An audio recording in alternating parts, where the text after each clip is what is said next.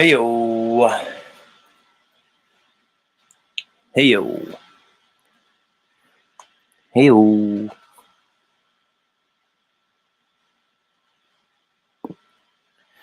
That's right, everybody. We're living in a world of pure imagination. You know it. You know it, and I know it. Well, I know it. It appears to be a reality composed of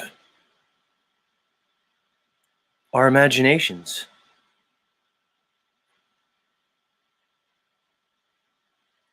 Pure imagination. We'd like to think that we live in a realm that's physical as such. We perceive it as physical. We operate in a world that has certain laws of physics. But one must ask, is this physicality just a mere perception?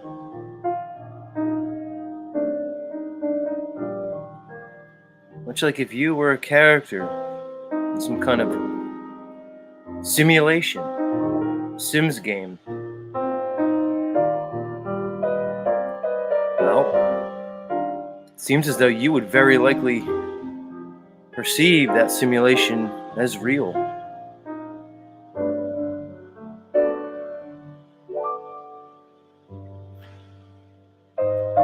When we dream, it's very real to us.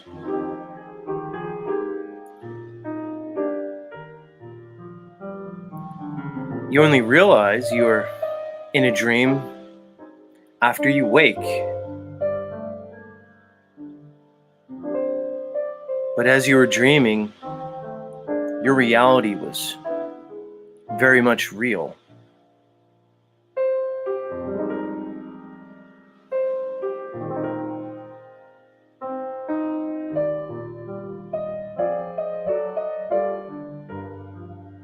Is this existence pure imagination?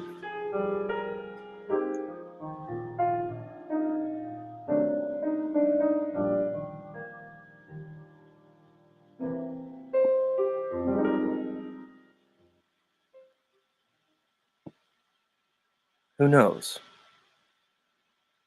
Heyo. Hey now. Who's here? Come on, everybody.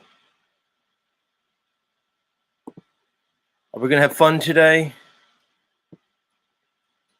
We're going to keep the vibes high. We don't want to see any low vibes here.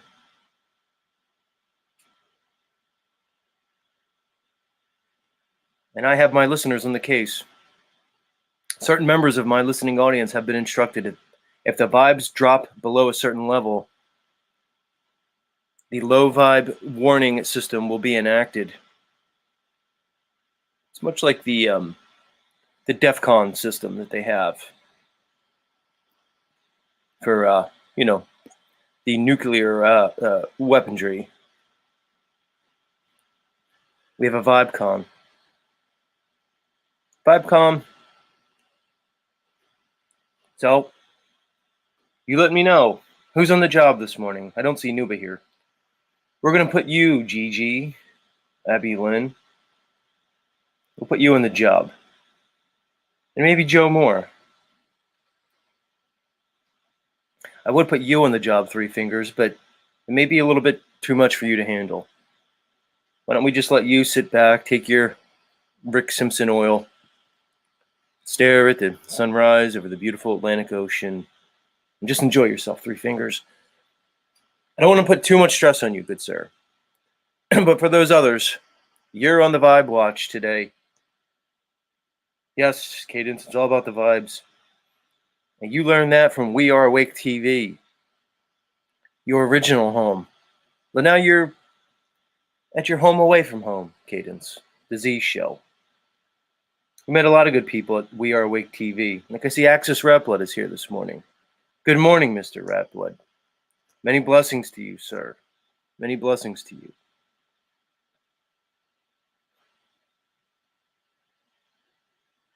All right, Three Fingers. You do that. Baru said there are rumors that Ian from We Are Awake TV is making a comeback. Well, at this point, we cannot confirm nor deny those rumors.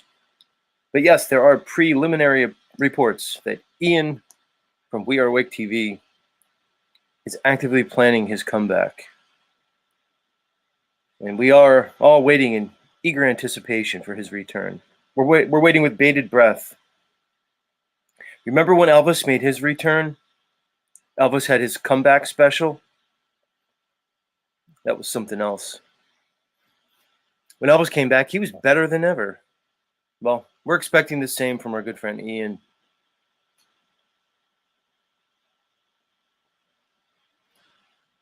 Better than ever. Yes. Hey.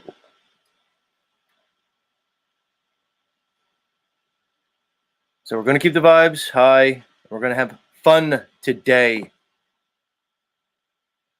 No low vibes. Get it? No low vibes. I'm gonna have fun, and you're gonna have fun. We're all gonna have so much fucking fun we'll need plastic surgery to remove our goddamn smiles.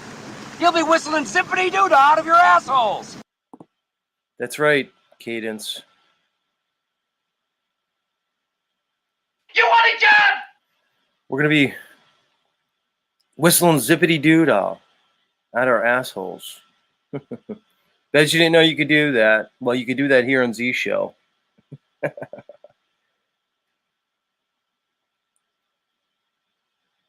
You could whistle. You could whistle zippity-doo-dah from your backside. Get it? That's how much fun we're gonna have. I'm gonna have fun, and you're gonna have fun. We're all gonna have so much fucking fun we'll need plastic surgery to remove our goddamn smiles. You'll be whistling zippity-doo-dah out of your assholes. You get it? That's what this is all about. That's what we're in it for. Fun. Damn it. Fun and high vibes. Sorry, it's just the way it is.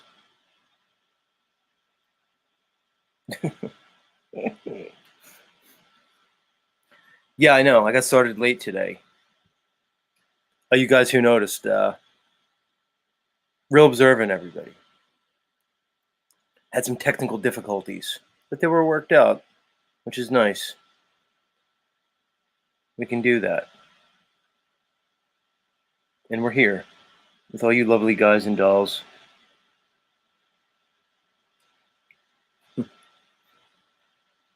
Maybe I'll get the show started because we started so late. I'll cut short my little metaversal meanderings, my monologue, and we'll get going. Although there's one person that's conspicuously absent from the chat today. Does anybody want to try to guess who's conspicuously absent? Do you want to guess, Cadence? Do you want to guess? Who's going to guess? Who's conspicuously absent?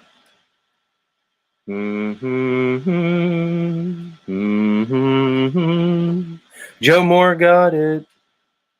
We don't say Heidi. Heidi, where are you? Are you feeling embarrassed after your presentation yesterday? I know you're listening. That's all right, Heidi. The metaverse has a very short memory. Everybody will forget that you kind of came up here and tried to create some like weird domestic argument with yours truly. Because we know in your mind, you and I are like embroiled in like some, romantic love affair out of like some, old time Hollywood movie. I don't know what you're imagining, Heidi, but I know in your head it's like something like that. And then you were in some kind of weird way and you wanted to play that drama out in front of the metaverse.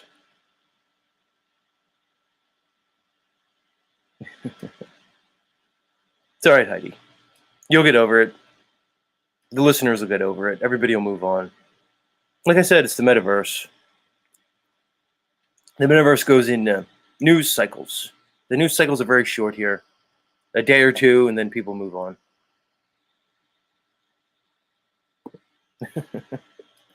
Heidi let us know yesterday that she struggles with her, what some may say is her addiction to the metaversal streets.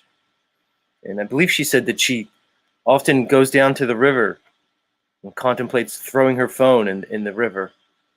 It might have been a lake. I don't know. Some natural body of water. Heidi, you don't have to throw your phone in the river. There's other things to do. I mean, you might need it someday. You could just, turn it off and do something else. There's lots of stuff to do. There's crafting. There's, meditation. You can do yoga.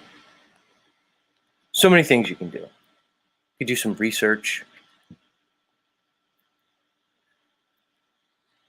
You could help me with production for the Z show. I keep telling you, ladies, if you're going to be here, you got to make yourself useful. Earn your keep, so to speak. That Rose 777, she produces the Crow show. Cynthia produces the urban hip hop show that she's a part of. Well, how come you ladies can't step up? Produce some of my shit. Unbelievable.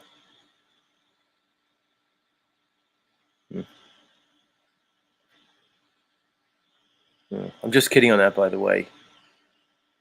I don't really need a producer. And if I did need a producer, I don't think I would recruit the lovely ladies of the Z show. We'll just let you all be lovely. Although apparently I saw another comment yesterday basically saying yours truly is like, a misogynistic asshole, woman hater, pig. There's a good clip for you, Axis Rat Blood. Me calling myself a misogynist, woman-hating pig. You could use that, I'm sure, once you're feeling better. Yeah, because I went in yesterday about the ladies, all the women, Western society, and in particular, how many of these women are on psychotropic medications, mood-altering medications, head meds. And somebody didn't like it. And they said, I was disappointed. I was disappointed that Z, how they put it, I was disappointed that Z was shaming women for taking their pharmaceutical treatments. Well, I don't know if I was shaming women, first of all. But indeed, I was commenting on the incredibly high rate of women using head meds.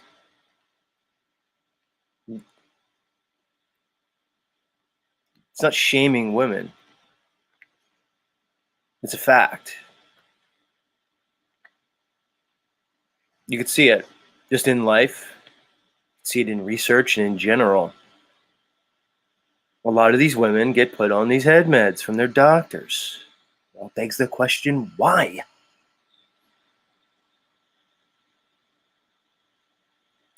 Varu says, who in our current society is not on some sort of drug? Imagine life without weed. Well, I would consider that a false analogy. You're making an analogy between weed, which is obviously a plant that grows with buds that you pick. You do not have to process them, and then you consume them in multiple ways. You're trying to apparently compare cannabis to pharmaceuticals produced by these huge corporations. Come on, Peru. Let's do better. So apparently, yours truly is a misogynistic pig because I'm pointing out the pretty much epidemic of overprescribing psychological psychotropic drugs for people with mood disorders, personality disorders, and otherwise. Which is interesting, because if you're watching my channel and you take issue with that statement, maybe you're at the wrong channel, person. Maybe you need to go vibe high somewhere, but they're just going to tell you whatever you want to hear when you want to hear it. But Z hit you with the hard shit, the real shit, and apparently you can't take it. Maybe I hit a nerve. Not sure.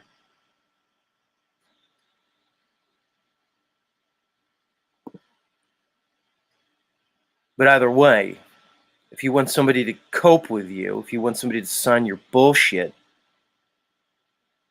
if you want somebody to just tell you what you want to hear at any given time, this is probably not the right place for you. And much love. But of all the things that I say, that's the thing that you took issue with? Wonder what that says about you. But if you're okay with the prescribing of these mind-altering medications for the average man, woman, or even man, then maybe you need to question yourself a bit more. If you're okay with the overprescribing of these medications for children under the auspice of these bullshit diagnoses like ADD and ADHD, defiant disorder, and everything else, then maybe you need to question yourself.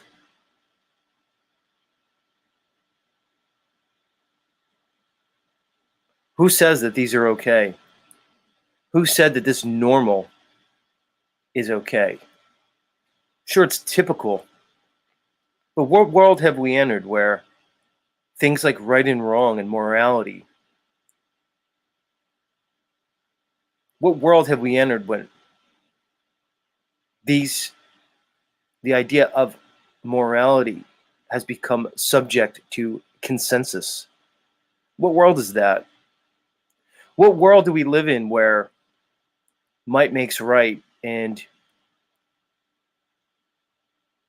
the groupthink dictates right and wrong?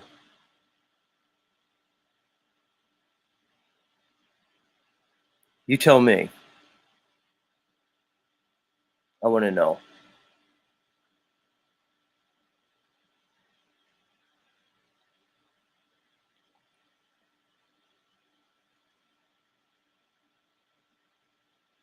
Mad Max is asking me to read his comment.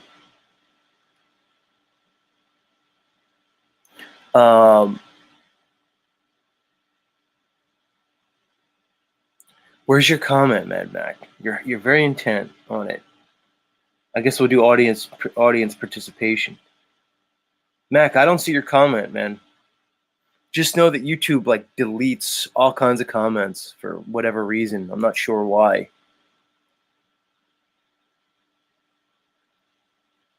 Do you want to repeat it here in the chat? Good, sir. Because I don't see it. What did you say to me? You said, Z, I sent you this video in yesterday's comments. No, I don't have it, dude.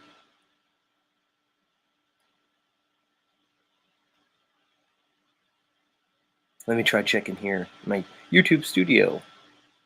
Yeah, I'm not seeing it, man. Let me try here.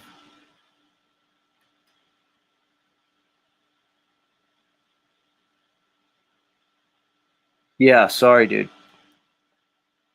It's not coming up on my end. I don't know if YouTube erased it or whatever.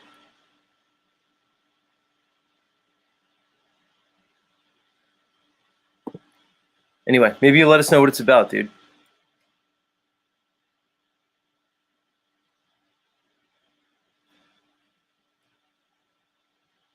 Yeah, like Joe Moore says, most clinical psychologists are mentally ill.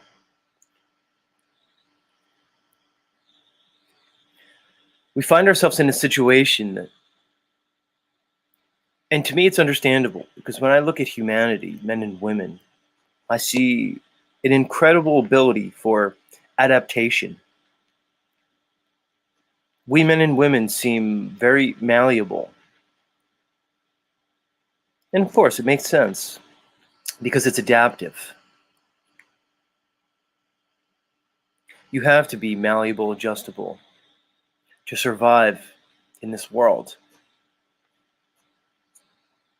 But what I find is that this adaptability seems to be being used against us, some type of exploitation to move us in a particular direction, to engineer our society towards a particular goal.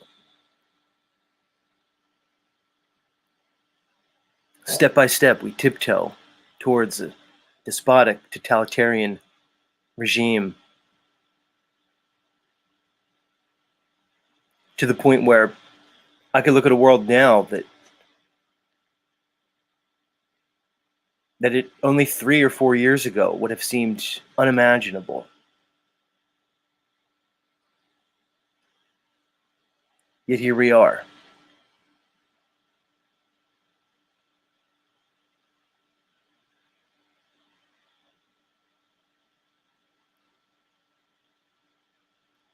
All right, let's get started.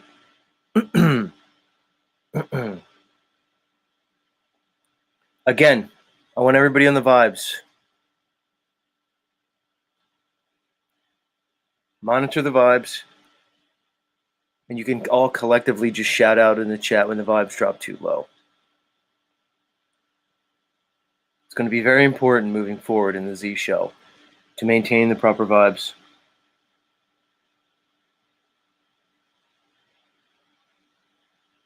Just saying.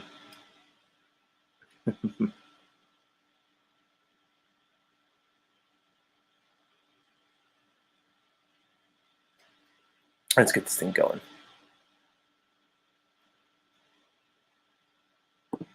Yeah, just as less chaos, chill vibes. We could just sing all morning, keep the vibes high. I'm not sure how many of you would like that, though. Let's get the show in the road. Let's get this thing fired up. People get antsy. It's already late this morning. Let's get it going, everybody. My damn theme music going. Probably gonna kick in. Hold on. Give me a break.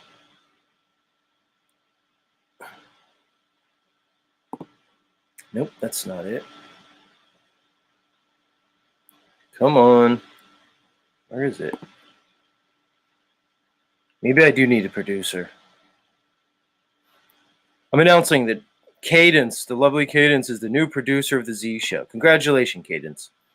Hey, we already know that you're online constantly. You might as well, like I said, monetize it. There's many ways to monetize yourself. One would be to become my producer. I mean, I wouldn't really be able to pay you in fiat, but I'm sure we could work out some arrangement.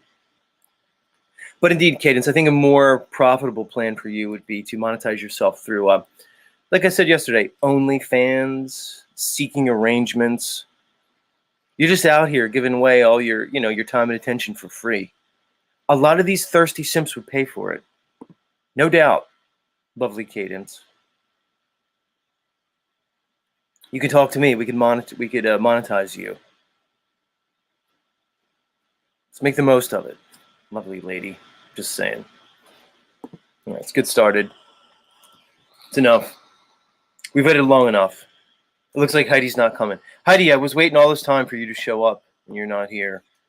So now I'm just going to have to start without you, to everybody's disappointment. Including mine. Now.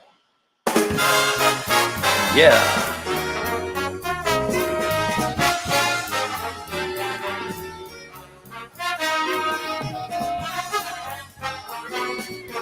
Good morning, everybody.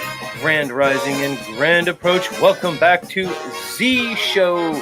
That's right, you found your way, folks, to the bottom of the rabbit hole. The rabbit hole does end, and it ends right here. It's the end of the rainbow. No leprechauns, though. Just a Guido, just a Jersey Shore Guido named Z. That's right, I have a goofy accent. It's Philadelphia, if you didn't know, not New York. I'm one of those South Jersey guys. And we're broadcasting live and in living color around the level horizontal realm. That's right, guys. What does Z mean? It's level horizontal. It means water, when at rest, lies level and horizontal. It doesn't bend. That's goofy. Who even told you that? What, it doesn't bend? It's stupid. I mean, it can bend. You could do it. You could use electromagnetism. You could look at a meniscus in a beaker. It bends. But the reality is large bodies of water show no convexity. It's just the way it is. I don't care. I'll keep saying it every fucking day if I have to. Who's here? Yeah. Coming at you. That's the high vibes we're looking for. That's the high vibes that everybody was seeking this morning. Well, you found it. You're all here. Random fan in the house. Much love. Ruled by Saturn. Welcome. Dick Freedom Grower. Much love to you. Open your eyes. Connect dots. Welcome. Moonlight. That's right. Much love. Ryan Johnson. Big up to you too, sir. Musical to Secret in the house. Thank you. Braxton. He's up early. Much love, Mr. Braxton. Shalom, Joe Moore. Welcome. Bane Bear doing his thing. He's probably off to work. Either that or he's in the shower. We talked to our friend Mateo yesterday, who apparently listens to Z's show in the shower. And he's not just showering when he's in there, apparently. Mateo, if you're listening, that was rather disturbing, that little incident yesterday. Hopefully, let's just forget about it. We'll move on.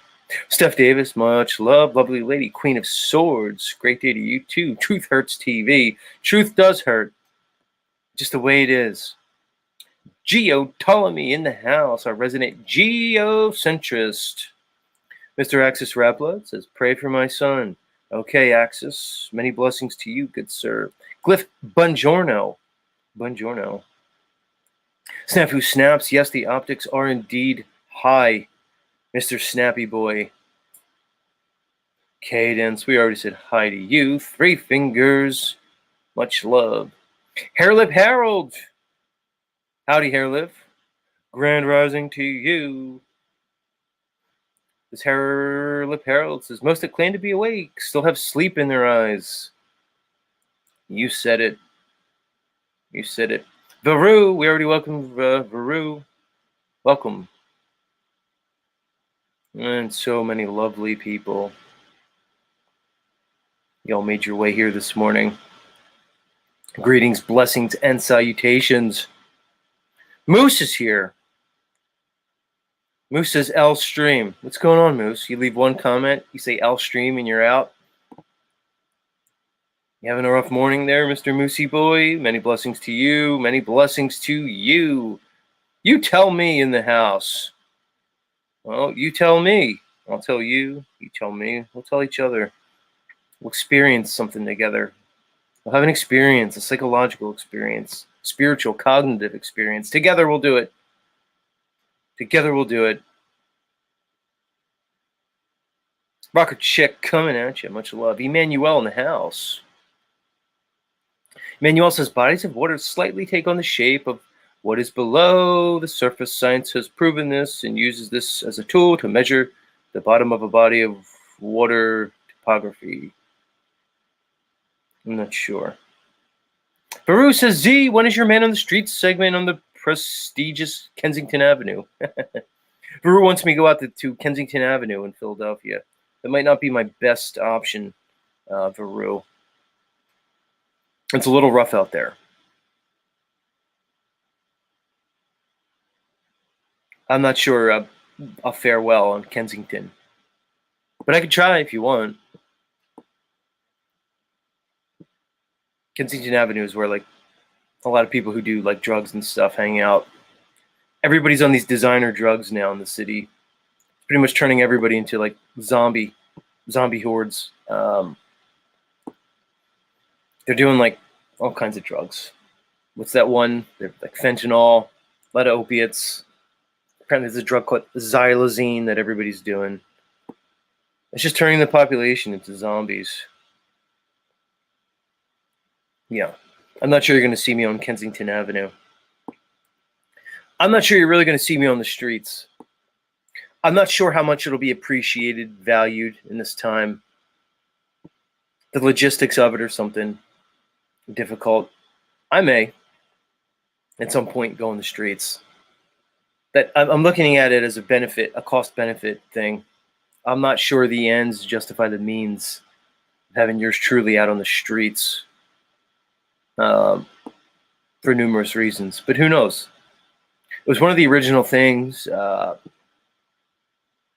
I wanted in terms of my content production, was to get out and talk to the people in the streets.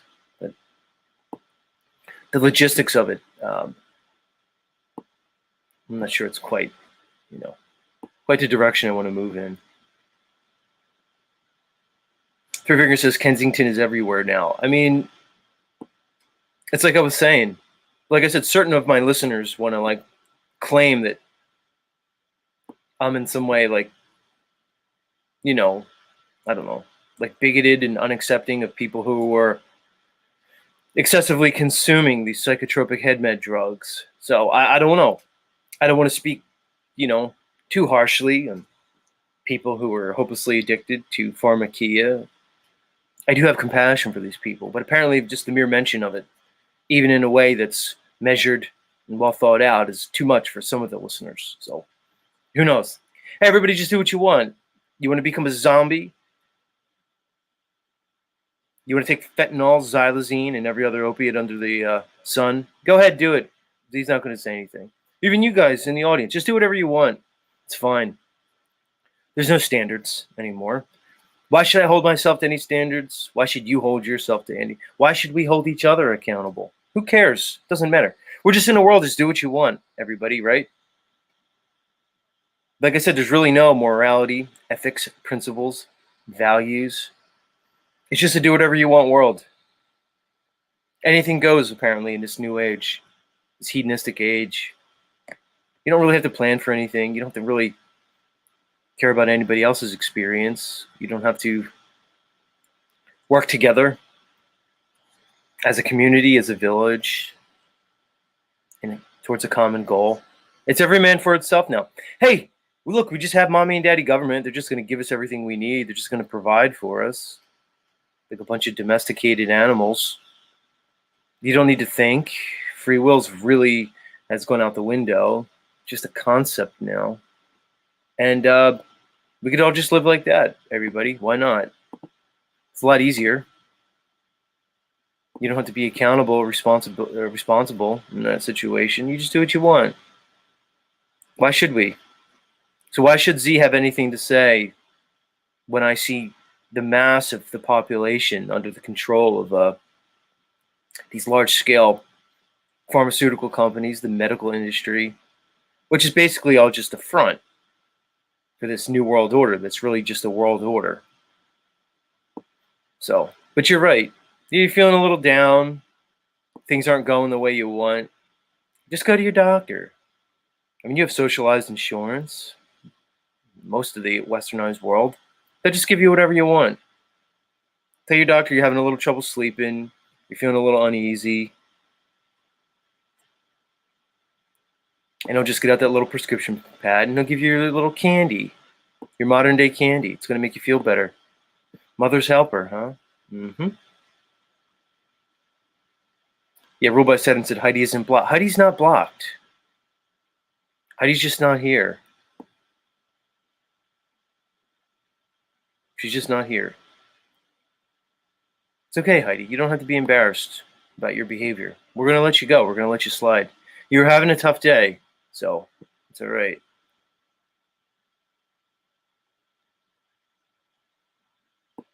Emmanuel says, New World Order was the plan since the last reset, 1800. Like I said, we call it a New World Order. It just seems like a world order. I don't really think there's anything new about it. The only thing that's new may be our awareness of it. But what do I know? Baru says, booze is the new water and cocaine is the new cannabis. I'm not sure. Cocaine does seem to be back. Whenever I interact with these younger people in their 20s and stuff, they let me know that cocaine is apparently almost ubiquitous amongst their amongst their little party favors.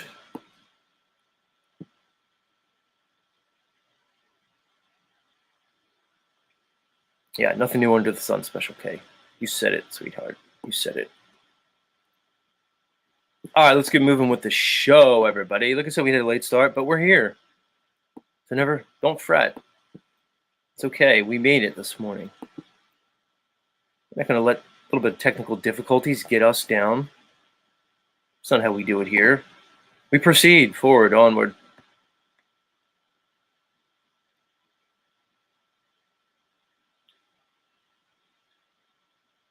My computer is getting especially slow as time goes on. Like, it's still doing the job, but I'm going to need an upgrade at some point, especially if I want to get those like fancy soundboards like some of my trusty compatriots have, which is cool. Those soundboards are cool. It would streamline operations here at the Z Show. But let's take a bit of a musical interlude, and then I'll come back with the next segment. And it'll be a good one. You're not going to want to miss it, everybody. So stick around. Stick around, everybody. Don't go anywhere. Where's my friend to regale us with his musical stylings? There he is. All right, everybody. Don't go anywhere. Much love.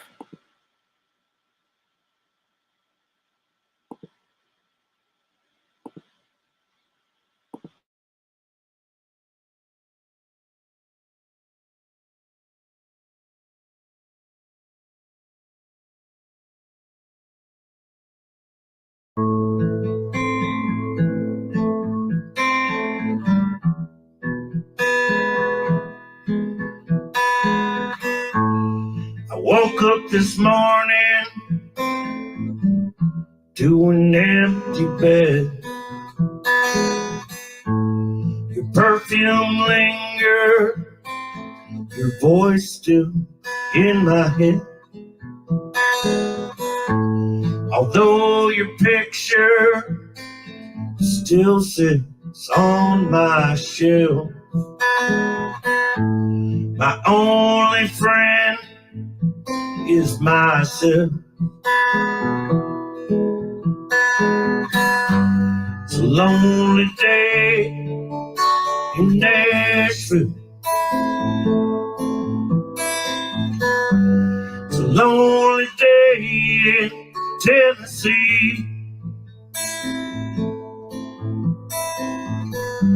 It's a lonely day here in Nashville.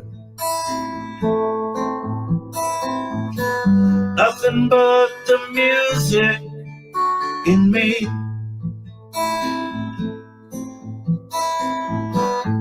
So I go out walking in the rain. I hit every honky tonk, hoping to dull the pain. Round every corner, well, I look for your face. I've gotta get out of this place. It's a lonely day in Nashville. It's a lonely day in Tennessee. It's a lonely day right here in Nashville. Nothing but the music in me. Once the music gets into your soul, why, there ain't nothing you can do. And this old guitar is sure taking its toll. It even cost me you. Well, sometimes you gotta give up everything to live your dreams. But in this old world, dreams ain't always what they seem. It's a lonely day in Nashville. It's a lonely day in Tennessee. It's a lonely day right here in Nashville. Nothing but the music in me. Nothing but the music in me. Nothing but the music left in me.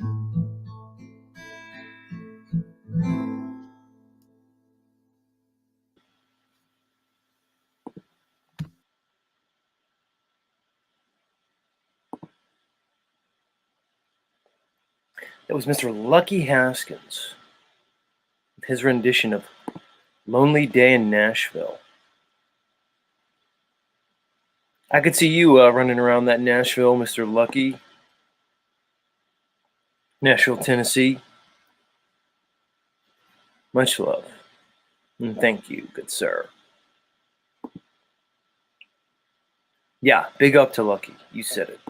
That's Lucky Haskins, everybody. You can check him out. He's here on YouTube. And he does videos pretty much every day. I usually drop Lucky's link in the chat. Maybe I'll do so now if I could pull it up very quickly.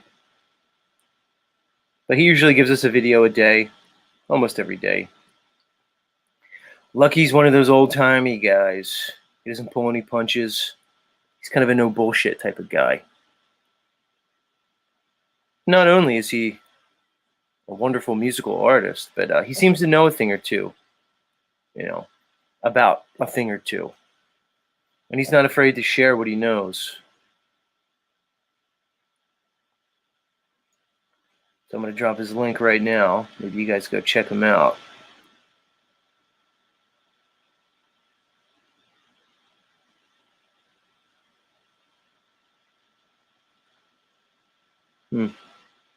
Why can't I drop it? Oh, it's because I'm on the wrong day. Let me get back to my show. There's my show. All right, everybody. Link to Lucky Haskins' YouTube channel, the man you just witnessed with a beautiful rendition of Lonely Day in Nashville. Go check him out. Link in the chat. Just be careful. He's one of those people, like me, who kind of knows that all large bodies of water are level and horizontal. They don't bend. What does that mean? They don't bend. Like, you tell me what you think it means. God. Three Fingers said he's going to Lucky's camp next summer. Are you really, Three Fingers? Good for you. Lucky's another one of those Michiganders, like the lovely Cadence. And he has a lodge, like a camp, like Three Fingers said. It's not like a camp. It's not like a concentration camp. It's not one of those camps. It's not a fat camp. It's not one of those Jewish summer camps that all the Hebes that live in, like, New York, Long Island, and the surrounding areas send their kids to. Sometimes I wish I was Jewish. That way I could have went to summer camp. You guys remember all the summer stuff? Remember Dirty Dancing? Yeah, they were all Jews. That was when Hollywood was very Jewy. It's still Jewy, but it was even more Jewy back then. They tried to hide their Jewiness. Like, they would still do Christmas movies and stuff. But I remember being a kid and being like, knowing like Yiddish words, like oy vey, like oy gevalt. Things like all the Jewy stuff. Like, he's a mensch. And then I realized, it's because Hollywood was just so Jewy in those times. They just infused it into the culture. Not Chewy, Jewy. Jewy. Definition. Related to and having to do with the Jews. Dun, dun, dun. But anyway, yeah. Lucky does have a lodge, I would call it, up in the UP. If you go to his channel, you can check it out, and he'll rent it to you. You can head up there. I hear it's beautiful this time of year. Just saying. Where are we? Where are we? Some of my audience, Flow State, was recommending that I do go to Kensington Avenue in Philadelphia and do blow with all the zombie kids. No, those days are over for me, Flow State. But the reality is, I bet back in the day, Flow State, if you and I were hanging out, there may have been more than a slight possibility that you and I, at some point in the night, would have probably ended up on Kensington Avenue, looking to score from some of these zombie horde xylazine, meth addict kids. I'm just saying. Yeah, and now he's saying do not go. Thank you. But I bet back in the day, Flow State, that's something that you probably would have been up for. Yeah, Morgan says it. Blow State. Blow State, everybody. All right, let's get serious. Let's move on to the next segment of the Z Show. It's not all fun and games. This is an edutainment show. It's an edutainment. It means it's entertaining and educational, both at the same time. Things could be both. Things could be both. It could be everything all at once. Why not? Let me get up my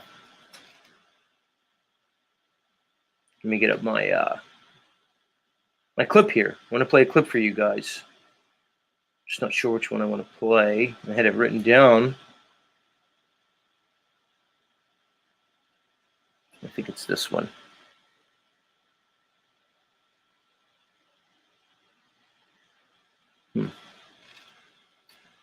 Hold on. Yeah, it's this guy here. All right, everybody.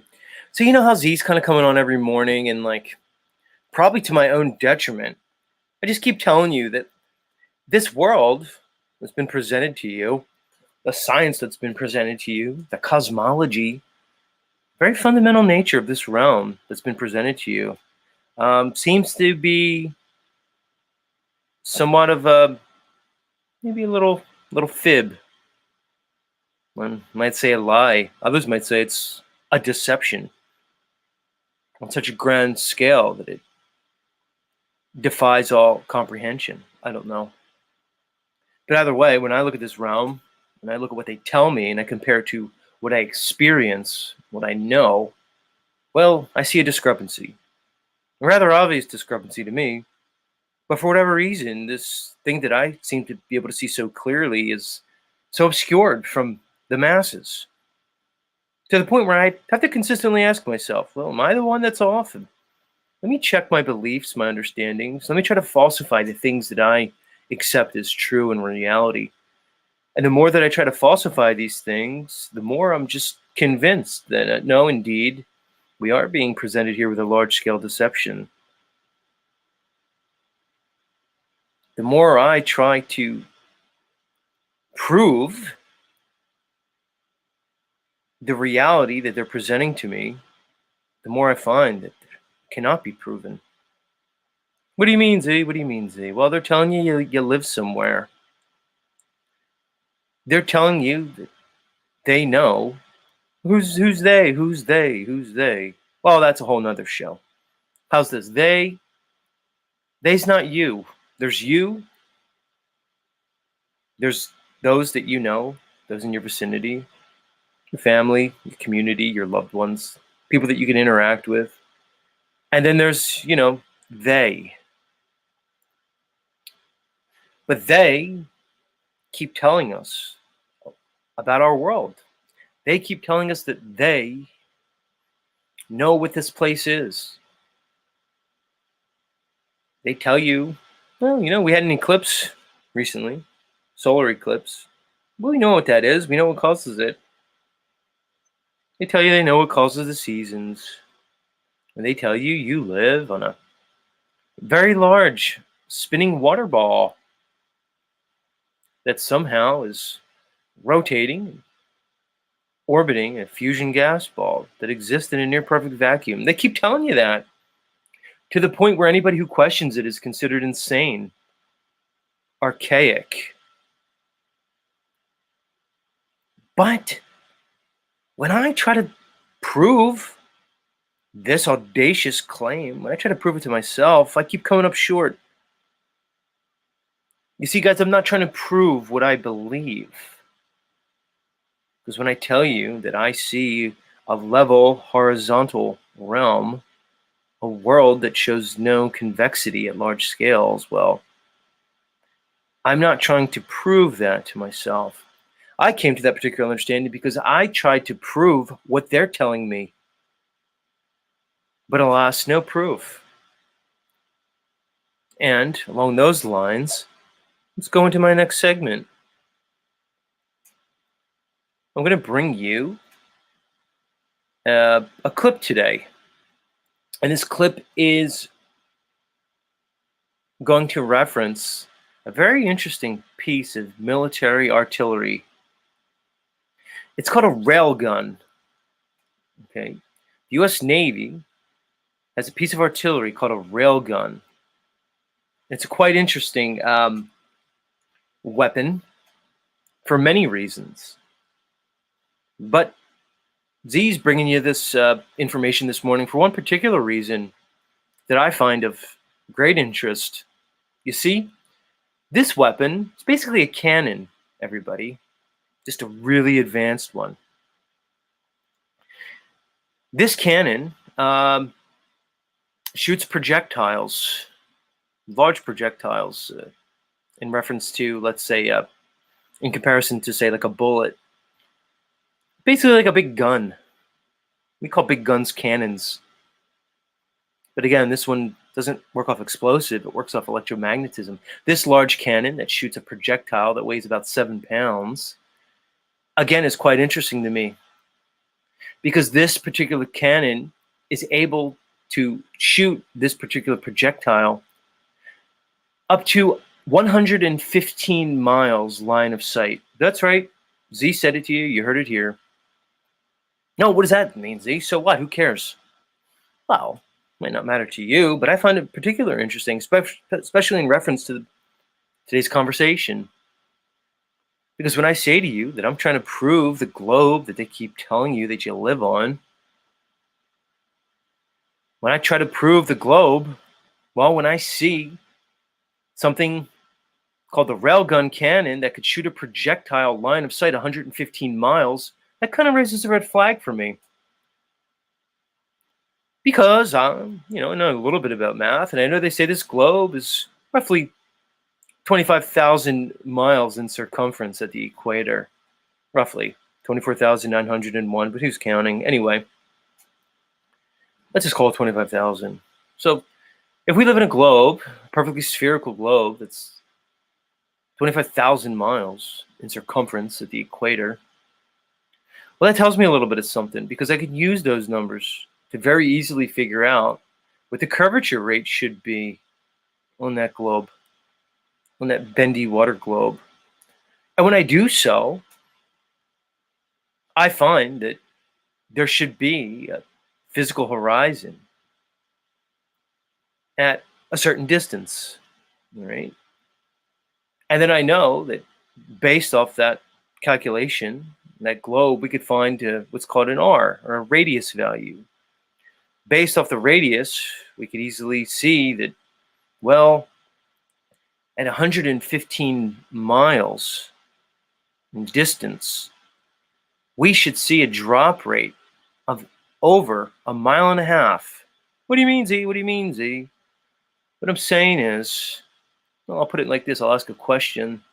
If you live on a globe with a circumference at the equator at 25,000 miles, how can you have a cannon that can hit a target line of sight 115 miles away when that target should be obscured by over 1.5 miles of Earth curvature? I don't know. Maybe you can answer the question. Either way, let's get into it. Let's get into it, everybody. Has your interest been piqued yet? I don't know. You paying attention, Cadence? This is for you. I'm doing this for you, Cadence, because you come here every morning pretty much to socialize, to flirt. You say you want to get into the flat earth. Not so much because you're interested in it, because you seem to be very thirsty for flat earth guys. Well, pay attention, Cadence. This is for you. That's right. I see you in the chat. You said you have a notepad. Get your notepad out. We're about to get into it as he presents you the railgun. Think I'm doing this for my health? Doing this for science. I'm doing this for the next generation. And most importantly, Cadence, I'm doing this for you. Darn it. All right. You ready? I'm ready. Let's get into it, everybody.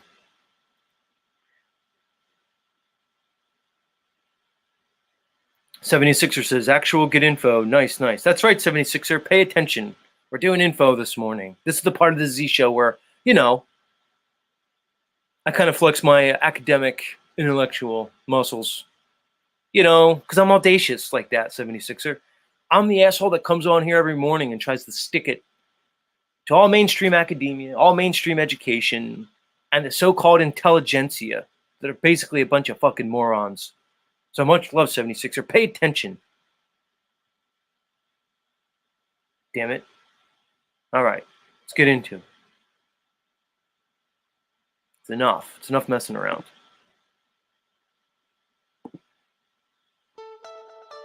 This is the US military's most powerful cannon, the electromagnetic railgun, which can shoot up to 100 nautical miles at Mach 7.5 and impacting the target at Mach 5, using only energy as its propellant.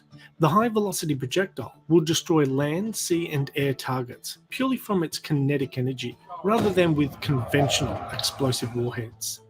So what is a railgun? Well, Look at that son of a bitch. Hey guys, this isn't theory. You want to talk about advancements in human technology? You want to talk about human ingenuity? You want to talk about real life applied physical science? I'm not talking about the bullshit space shuttle that they're telling you was going into low Earth orbit, shuttling people up that they retired in 2011. That's completely stupid. It defies all logic in terms of engineering, its engineering capabilities. I'm not talking about these impossible probes that go to the moon, into deep space, that apparently return soil samples from distant asteroids. I'm talking about evidenced, real-life, demonstrable, applied physical engineering. You understand? This is a marvel in engineering. I want you to really think about it. This thing that we're looking at shoots a 7-pound projectile 115 miles. I know they said 100 nautical miles. You could do the math. That's 115 miles as we know them. Line of sight. Are you comprehending what I'm telling you, people? Imagine a gun that could shoot 115 miles. I want you to think of wherever you are right now on this earth. I want you to picture a place that's 115 miles from you. I want you to think about how far that is really. And then imagine that the thing you're looking at right now fires a projectile, not a rocket, just a fucking hunk of metal, an aerodynamically designed hunk of metal like a bullet, 115 miles. Let's continue. The EM railgun launcher is a long-range weapon that fires projectiles using electricity instead of chemical propellants like gunpowder.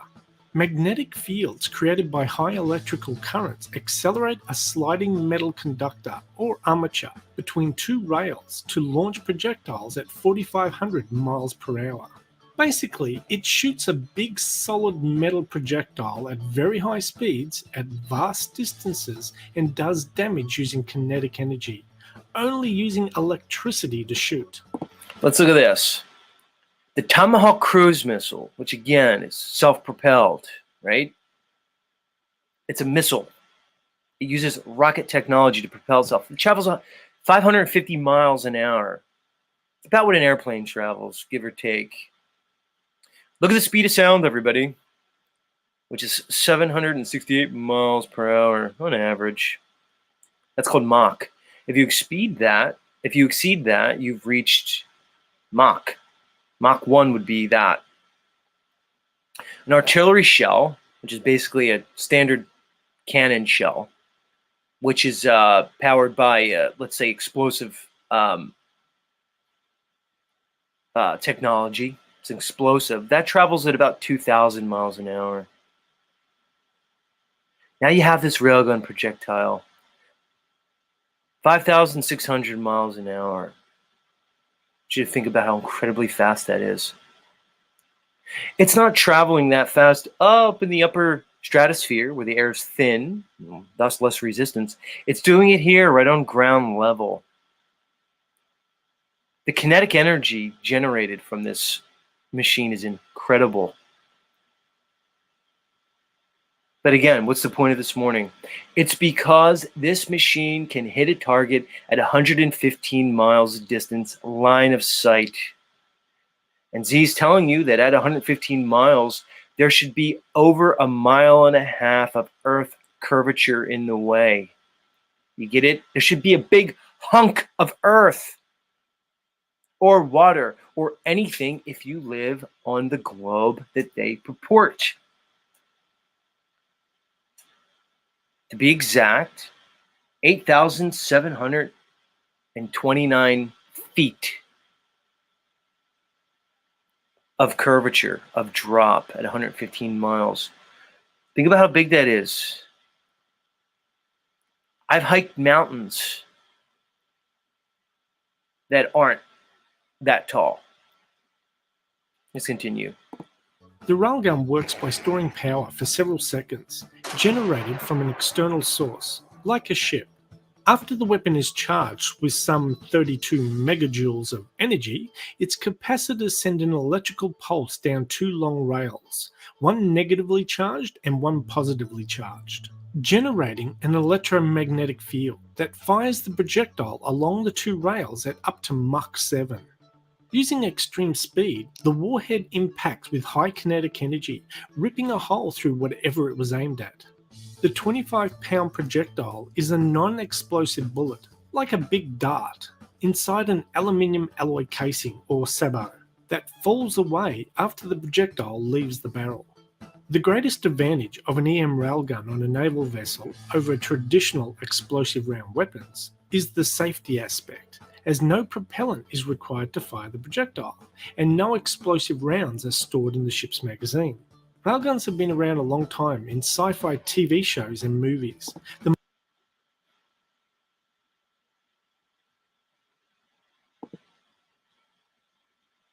Did you see that bad boy?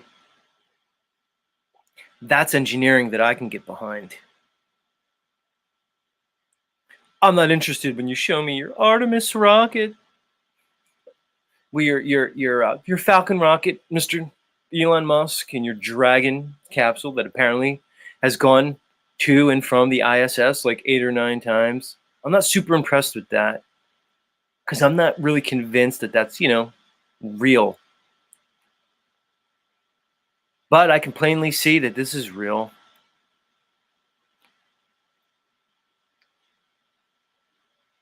So when Z comes on here each morning and he tries to tell you that when you try to prove the cosmology that they're presenting us and our children, when you try to prove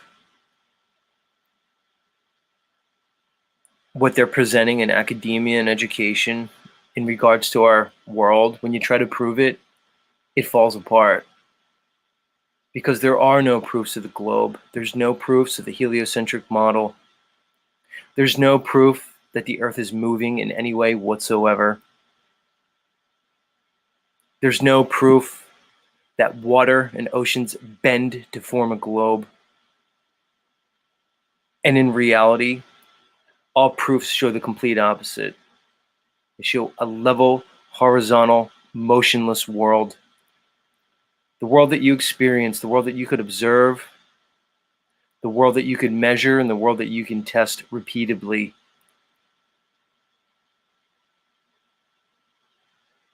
That's the world that is shown. So as they get you to try to believe in theories that go against all objective reality, as they continue to do this, I want you to ask yourself, why? Why are they presenting you with a world that goes against all common sense, all logic, reasoning, and all of your divinely given, God-given critical thinking skills? And if you come up with an answer, let me know, because this is what I think about constantly.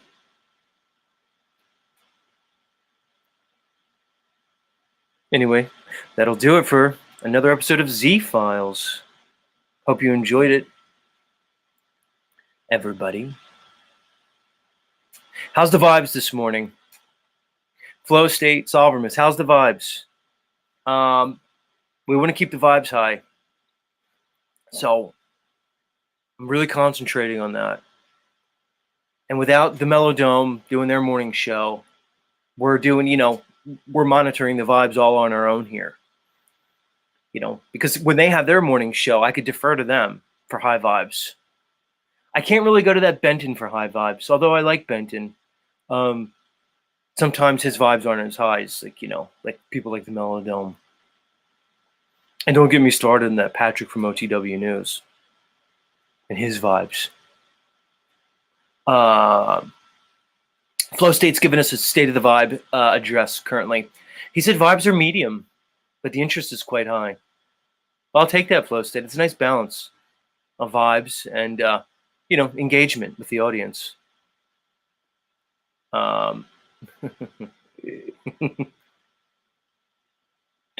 Snafu, what are you going to Flow State for? He says, Flow supporting Nazi agendas and play censorship of speech for money.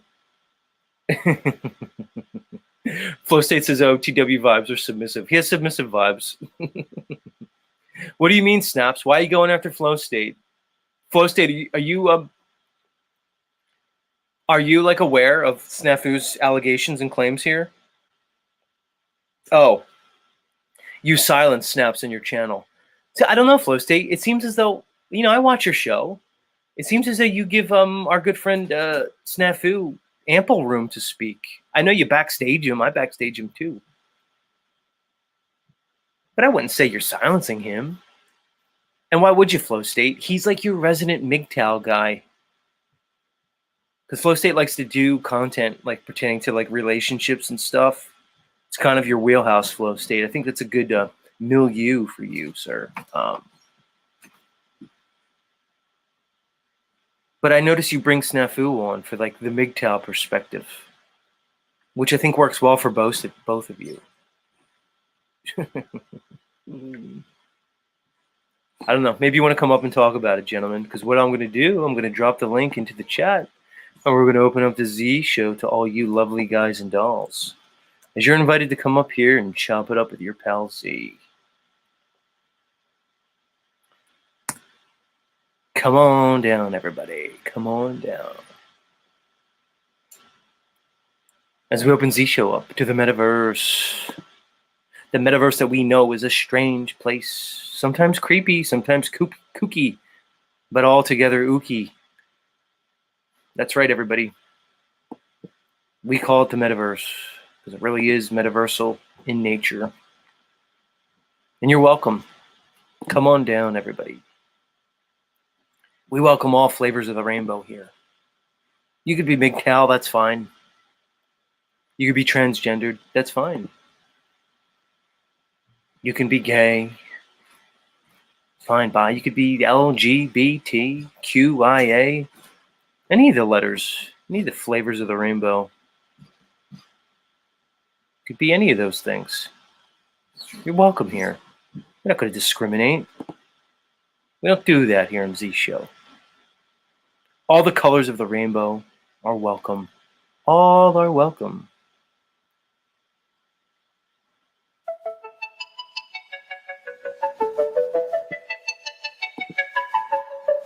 Butterfly in the sky, I can go twice as high. Take a look It's in a book, a reading rainbow. I can go anywhere. Friends to know and ways to grow. A reading rainbow. I can be anything. Take a look, it's in a book. A reading rainbow. A reading rainbow.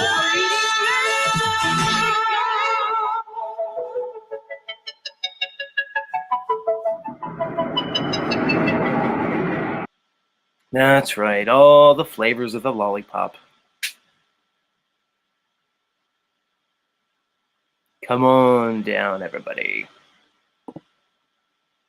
And I know some of the characters we run into here are a little strange, maybe a little off, but everybody's special. We're all special little snowflakes. No need to discriminate. But it is a strange, weird experience here. There's no doubt about that.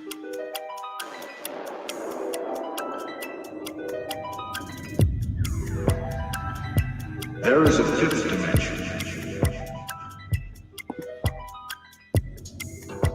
Beyond that which is known to man.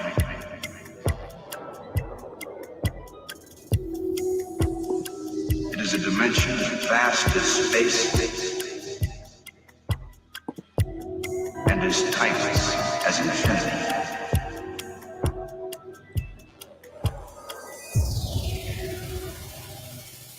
It is the middle ground between light and shadow, between science and superstition, and it lies between the pit of man's fears and the summit of his knowledge. This is the dimension of imagination. It is an area which we call the Twilight Zone.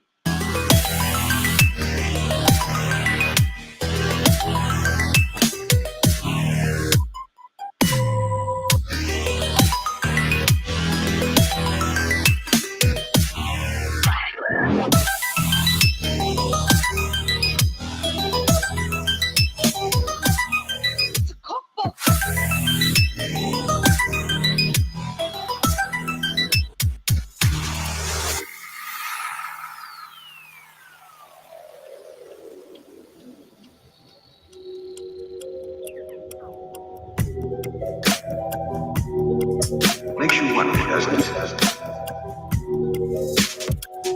Where is this place and when?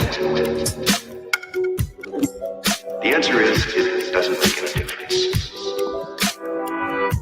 In this year or 100 years hence. On this planet or wherever there is human life. Lessons to be learned in the Twilight Zone.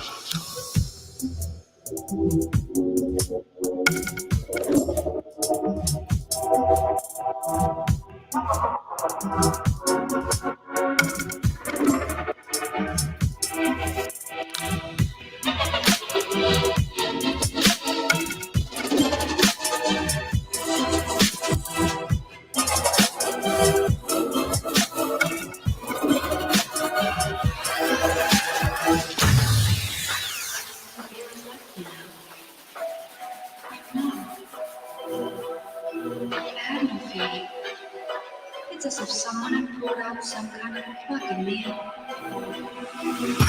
Everything, emotion, feeling, fear, trainer. And now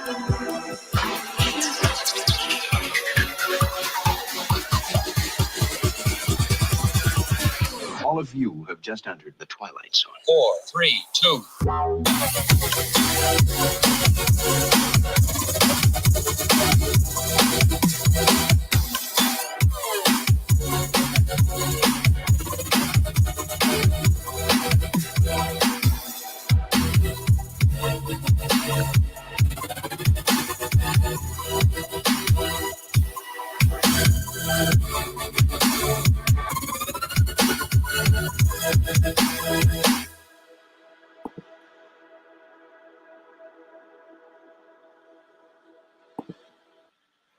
Coming at you. Boy, that's creepy, exhilarating, chill. It's everything all at once. You gotta love it. Snafu Snaps wants me to play Cynthia's latest video. No, Snafu. People can go to Cynthia's channel for her latest video. I don't want to contribute to the division that we see here amongst these metaversal creators. There's already too much division going on. We don't want to do that. It's too much. I'm already worried about that Bex, that Rebecca, the Bex factor. She seems to be kind of coming unhinged. Rebecca, are you listening to me? Talk to your friend Z. Yeah, Special K is good for me. It is good for me, Special K. There's no need. There's enough division. I don't need to like pile on. I mean, when it's necessary, we'll go down those roads. If there's being grenades lobbed towards the land of Z show, well, we will respond. Much like that Israel-Hamas situation. Because that's totally real, of course. But yeah. There's no need. Why should I contribute to nonsense? Especially when I see the lovely Bex factor. The lovely Rebecca kind of coming apart at the seams. Bex, reach out to Z. Maybe I'll reach out to you. I went to Rebecca's channel to leave a comment. Are you listening to me, Bex? It appears that those you listen to kind of everybody. Which is weird because you stream constantly too. How do you do both? I don't know. But I wanted to reach out to Bex. And I went to her channel to leave a comment. There's no videos, so apparently she deletes all her fucking live streams. Yeah. Nuba says, yes, division is not necessary in this Truthiverse. It's not.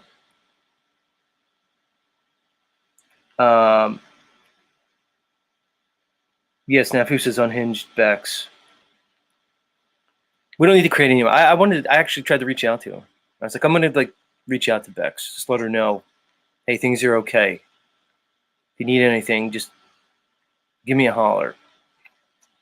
But there were like literally she has no content on her channel. And I'm like, this is weird. She seems to like stream like profusely.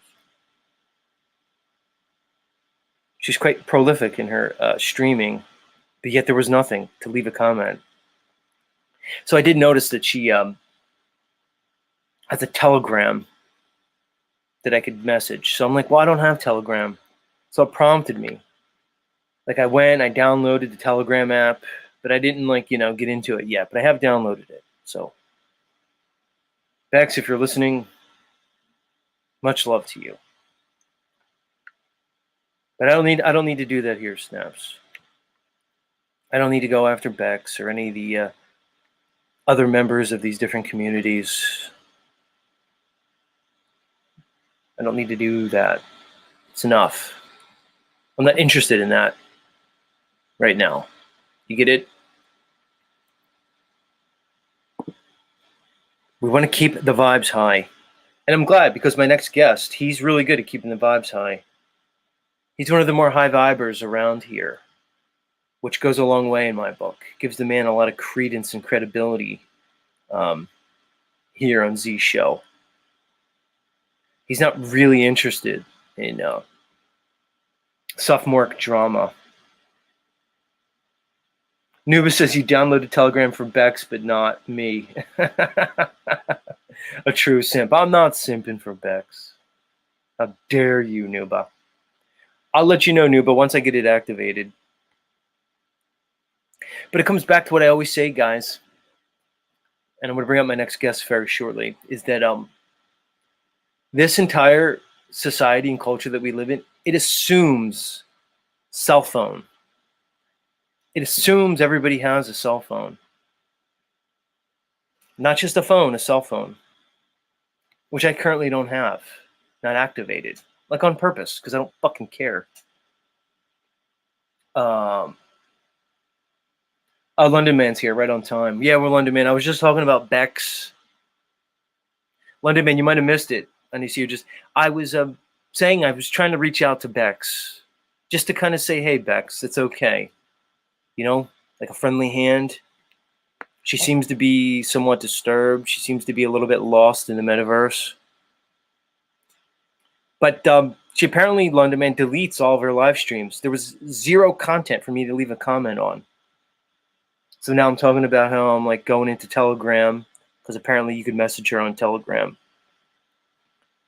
But how I discovered as I tried to activate the Telegram app that you need to enter a cell phone, which is funny because it says put a phone number in, right?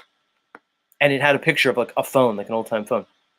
So I was like, I don't have a cell phone, but I could, put a phone number in. So I put a phone number in, regular landline here. And it says, we've texted you a code to put in. I said, so you said phone, but you really meant cell phone, but you didn't say cell phone. You said phone, and you had an image of a regular landline phone. Here's my point. Everybody just assumes cell phone. Am I the only one here? Am I the crazy one? Nuba's laughing. What are you laughing at, Nuba? Am I the crazy one? That now I'm like understanding that we are living in a fucking culture, society just assumes that everybody has a working cell phone that can receive text messages. And apparently that if you don't, you just can't participate anymore. It's very fucking strange in so many ways. All right, let me bring up my first guest. Like I said, he's going to keep the vibes high. I'm counting on your first guest to keep the vibes high. So if you're in some way, maybe like in a mood that's a little less than high vibey, if you're feeling a little bit, I don't know, a little bit down, well, perk up because you're going to be here for the high vibes. Expect nothing less from you, my next guest, because apparently all you do is meditate in the high mountain regions of Nepal as you live in some kind of like, I don't know, yurt tent-like structure. So high expectations in the vibes this morning, Mr. Nachiketa. Either way, good to see you. Welcome back to the show, good sir. How are you?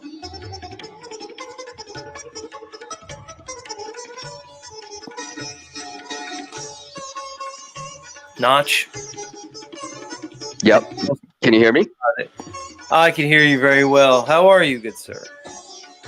Doing very well, sir. I live in northern India, by the way, not in Nepal, but I used to live in Nepal, so I know people get confused about that, and it's not too far off. But yeah, doing all right, not too bad. There's no shortage of metaversal drama, so there's always that. But there's metaversal drama everywhere. I'm not particularly inclined, at least on this fine morning, to like play into it. I don't know. What's your take, Nachiketa? Is it time to end the metaversal drama? Will it ever end? Will current events, will geopolitical movements necessarily alter the discourse here in these streets as things become more dire, more desperate on the world stage? What are your thoughts? Well, I think we are here to experience drama, frankly, and then when the individuals are ready to move on, they would just cut the cords and move on. So if you're watching, if you're listening, if you're part of that drama in some capacity, I guess the people want it. In a way, they kind of need it. But once it gets to a point where it's just like you don't want to be involved with it anymore, everybody's got the turn off button. They can all walk away as they wish. Well, you make a good point, Nachiketa. One that I've made consistently here on the show is this idea of accountability and responsibility. People will come up to my show and they'll try to dictate what my content should be, what I should say, how and when I should say it.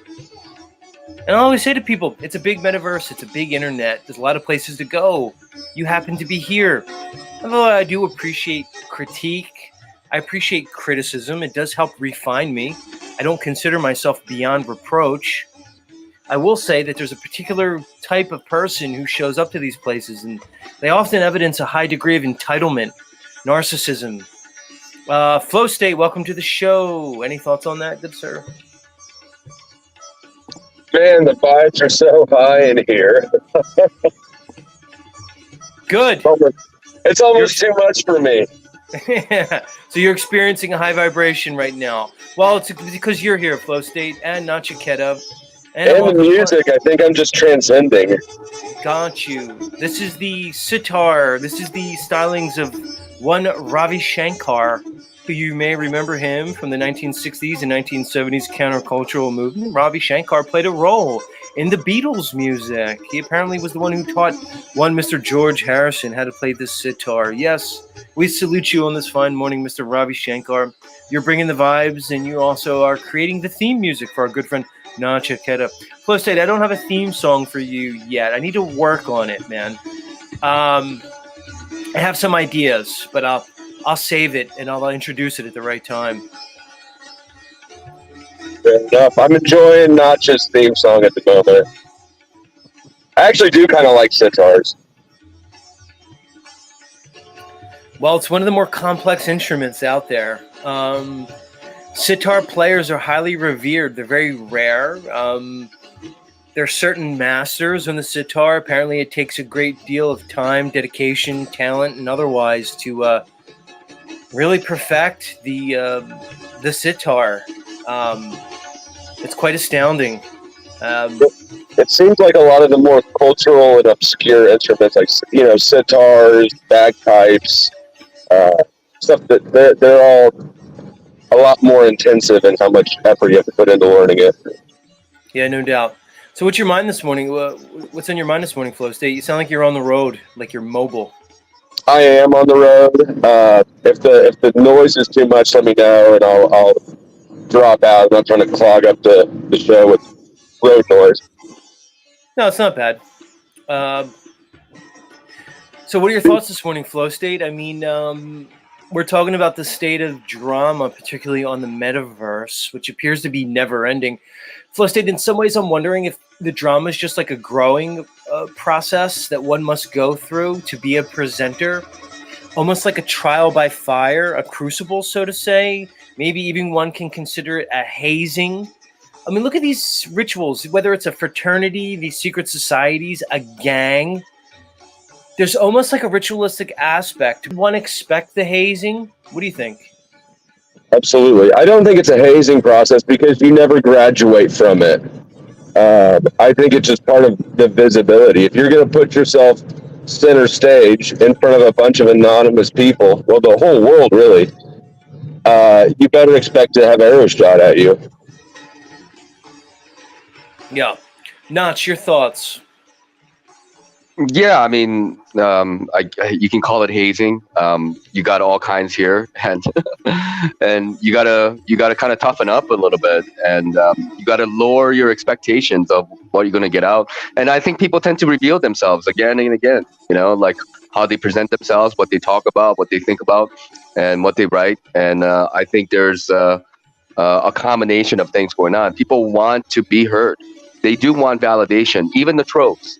Otherwise, why would they spend the time to create like a fake account and just go hard on anybody?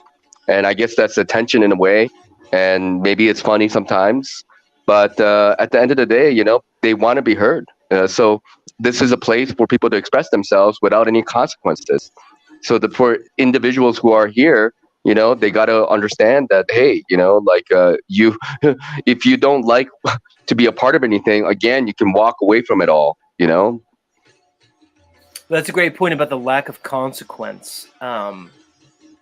This phenomenon, this behavior that's evidenced by people when there's no consequence, there's no accountability, right? I mean, we often say, you wouldn't say that to my face, would you? Well, of course not. Because there may be consequence in doing so. But we find ourselves in a place where people can basically say anything they want. They could claim really anything they want without the requisite consequence, which I think is evidencing a very particular side of humanity that's less than ideal, less than romantic. But these are the times that we live in. And the reality is, one can't control another, but we can control our reaction, or should I say our response.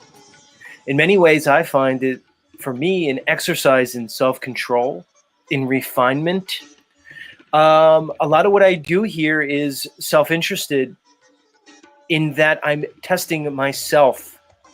It's an exercise for me. It's sort of a habilitation or a rehabilitation of my consciousness, okay, and my presentation. The ability to come on here and in spite of some of the more vitriolic comments, to continue with what I feel is important in presenting my message and my presentation here.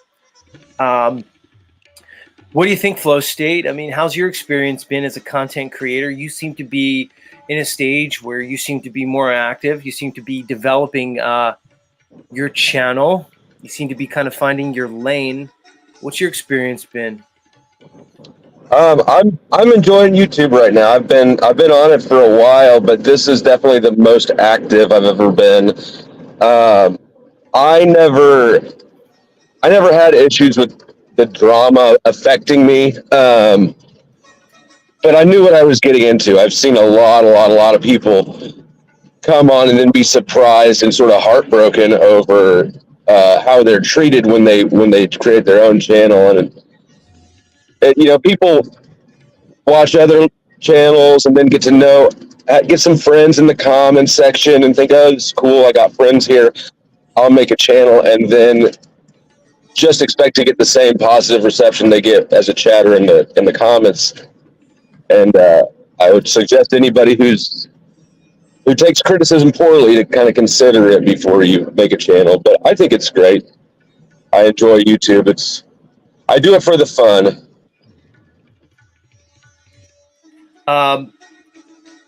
Yeah, man.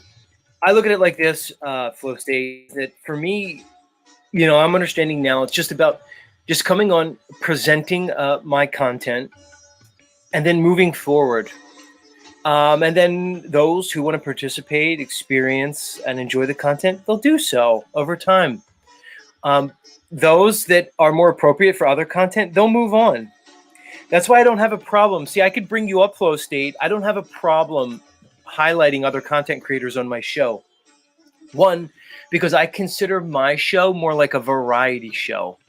That's why I play like the Tonight Show music as my intro theme. I consider my show almost like a Ed Sullivan variety, kind of like Johnny Carson Tonight Show vibe. I don't mind highlighting other creators that I enjoy. Although some may consider it to be another way. They'd be like, see, you're basically just highlighting your competition. Well, that's why I just don't willy-nilly highlight people. I bring people up who I enjoy specifically. I'll put the spotlight on them. I'm okay with it because it's a value exchange. Flow State, not Chiquetta's up here. No, Notch doesn't have his own channel, but Flow State does. And we're having a value exchange. Oh, go ahead. I was just going to say, Notch needs to make one. When he comes on my panels, I always have a lot of people asking for his link. Yeah. Mr. Snafu was very active in the chat this morning regarding you, Flow State. I'm going to bring him up now. Before I bring Snafu up, do you have any comments towards our friend Snafu Snaps? Not really. I think we'll get into it. But I referenced a video that I was waiting to see for the monetization review to be through, but I went ahead and I'm not waiting on that. I just took ads off of that video, and it is live now. So, but no, you can bring them up. Snafu, welcome to the stream. There's a difference between creators who are real and fake, scamulant, grifting, money-hungry, fake-ass fuckers, and Mr. Flow was surprisingly turned out to be that. Well, there's nothing fake about it, Snafu. Money, running around, going to these pogos. Even Jack, I had a conversation with Jack. He knows you use them for fucking growing your channel. It's funny though, Flo, because you try and present yourself as something like, oh, I'm a truther, I'm this, that, and then you comply to these guidelines, policies, and to cry about it. They keep it real and tell you and there's nothing fake. I 100% value. And everyone sees you running around. 5 cents I get off this video will be worth more than hearing you cycle through the same intro.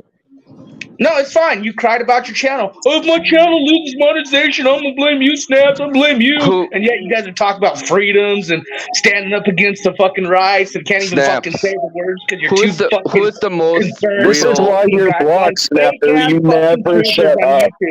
At least Z and them keep their show real and say what they do and about. They ain't presenting themselves in false and shit. I like say you do, what Flo. I want to say. You don't say what you want to say on my channel. That's the difference. No.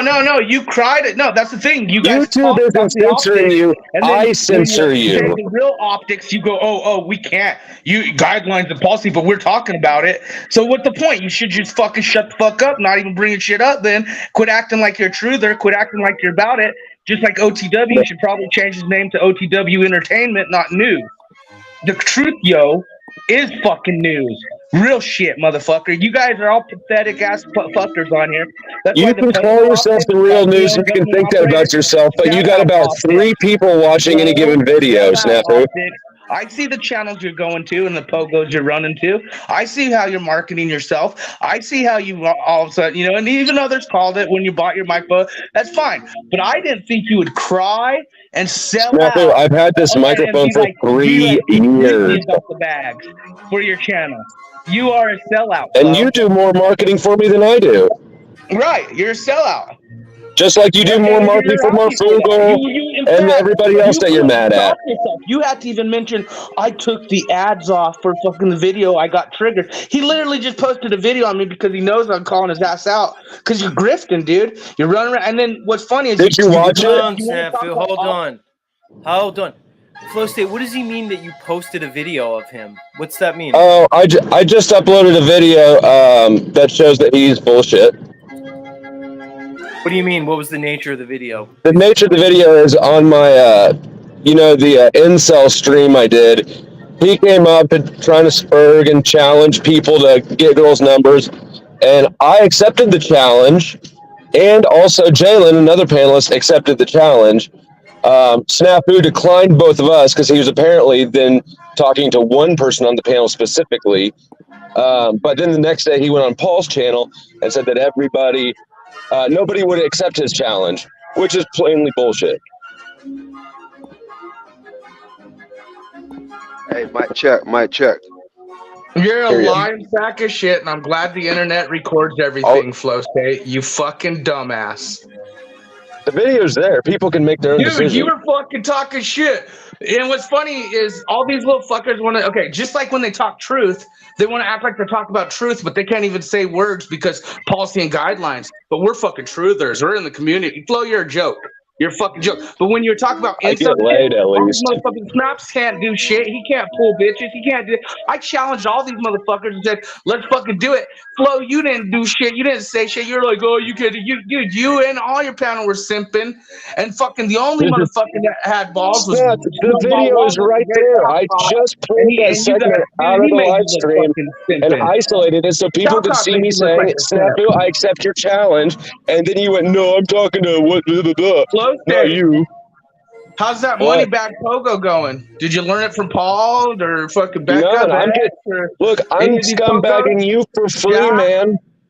Hey, right now is the time you plug your channel in.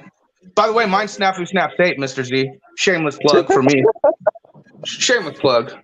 No, I'm serious, Flo. The optics on you and then your sellout optics is just whatever, man. Just remember to go talk to me as many places as you can. I should have banned you a long time ago. Truthers and freedoms and Hold on, let's take a breath. Let's take a breath. What's up, London Man? Oh my God. Welcome to the show, Mr. London Man. Cool. Welcome. Hey, just a quick one, Z. Salutes to you, right? And obviously we know what's been happening with this Beck situation and everything, right? But I wanted to quickly point something out, right? Because I've been over at what's his name, Mr. Benton. Shout out to Benton. He put on a wicked show this morning, right? I think you was an hour late to open up, so London went over to Benton. Since Benton's been streaming, right? So I've been showing Benton some love over there, right? But as I popped back over into your chat room, I've seen people trying to throw how would you call it, like a little wedge in between something that me and you may have, right? I see little weird comments like London's been clowning you all day, right? Go back and check Benton streams, right? Just so we can make sure, you know, that people ain't trying to fuck shit up between me and you, Z, because this is the shit I hate. Just like with Bex, right? Bex has come out and spread all this information that we're agents, we're doing this, we're homos, whatever it is underneath the sun, right? Now I've seen someone in Benton's channel come over and say, "Hey, London salutes," and then come over here to your channel and be like, "London's been clowning you all day." Come on, we're not even about to do that. If we're gonna call emojis and LOLs clowning people, right?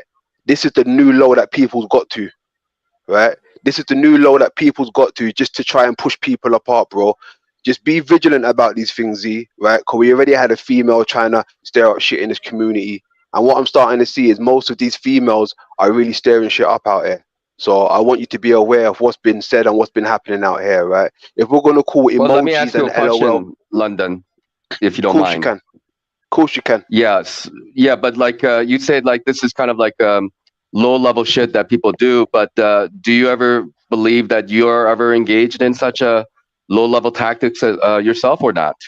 No, I don't jump from chat room to chat room saying this person's clowning you, Z, be careful. This person, especially when I just showed somebody love like that, Nachi, I don't do that shit. I don't say salutes to you, then run back over and say, "Hey, this person's saying that about you."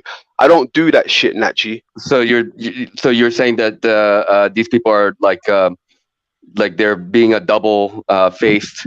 Like on one hand, they're being very friendly to you, but on the other hand, they're going and gossiping behind somebody's back. Is that what these people are doing? Whomever they are. Well, hell yeah, Nachi. I mean, if you can't put the picture together, what I just said, like this. I'm not on the internet all the time. Nachi. I know. Salutes to that, because you're not really in this like I see, right? But this is what the metaverse has come to, Nachi. If you really got to ask me that just to get verification, then it shows that you're not really in the metaverse like that. So salutes to that. But this is what it's come to. People will just say things like this, right? If we're going to call emojis and LOL, you know, really dragging somebody, like, I'm not with all that shit, right? Like I said, Z opened up an hour late. I went over to Benton's. I was at Benton's yesterday. Benton's been putting on a hell of a show. I didn't know Benton was coming like this, right? So for all the people out there, you know, typing that little stupid shit, "Oh, London, go back and have a look for yourself, Z, because this is the part that I don't like, when people try to do shit like this, right? I keep shit above the belt. Well, I've been telling people, London. keep it above the belt. Hold on, London. I'm not sure what the reference is, but I do see. Benton's restreaming me. It seems like he's been restreaming me for a while, which is okay, because he restreamed. Like, I presented a very important thing about railguns this morning. If he's restreaming that, it's just more people seeing my content, right? So I'm okay with it. I'm sure people were clowning me in the chat. I'm like okay with it. This is fucking YouTube, all right? I'm okay with it. That was very interesting, by the way, the railgun thing. I like that. Cool, Flow State. Yeah, man. I'm doing what I'm doing here, everybody. Look, not everybody has to understand it. That's fine. I'm glad Benton has a morning show. Fucking, it gave a place for Unslavia to go, so they're not just here expecting things from me. I'm glad he has his show. But about let's talk about Bex, London, man. A lot of people here may or may not know Bex, but she seemed to have been very upset recently. I actually tried to reach out to her, London, man. I don't know if you heard it. So the reality is, I tried to reach out to her because I'm kind of seeing her spiraling. I think I know what she's going through because I've experienced probably some of those same emotions that she is evidencing. I tried reaching out to her, but she deletes all her comments, all her videos, so I can't comment. But what are your thoughts, London, man? She did claim that you, myself, and Paul Enslaved are indeed agents, and Benton. She claimed that you're faking having children. She was doxing your real name. I'm not sure where she's coming from with that. Do you have any thoughts on it? I mean, I know I have my thoughts. Yeah, but, I have thoughts on that, exactly. I mean, that part there, right, Z, I don't know who she was referring to about the faking children parts, because she wasn't specific in that part. She didn't say, you know, London or so and so. She just No, said it that was you. It randomly. was you. It was you. Because I don't have kids, nor does Okay, Benton, nor does Paul. She mentioned 4 people. okay, You're the sweet. only one with kids. Okay, sweet. So I'm glad. Okay, cool. Let's go there. Cool. Let's go there. Even something like that, right? That that just sounds so stupid. But when I heard it, right, I was like, okay, is she talking about me? Because she didn't actually say my name, right? I go by if people say my name, you know, or even if they take a slight shot. But there's four of us up there. She called it agent. So I can't. I don't know. I don't know whether you got children or Tommy's got children or whoever's got children. I don't know you lot's business like that, right? I don't know your business like that. I've got children. I've got two of them, right? But I did address it on Benton's channel yesterday because the first time I heard about this is when I was over at Benton's channel yesterday. I was well out of the loop. I heard about some things got said, but I've never heard it myself until Benton played it yesterday, right? So I did address it over there.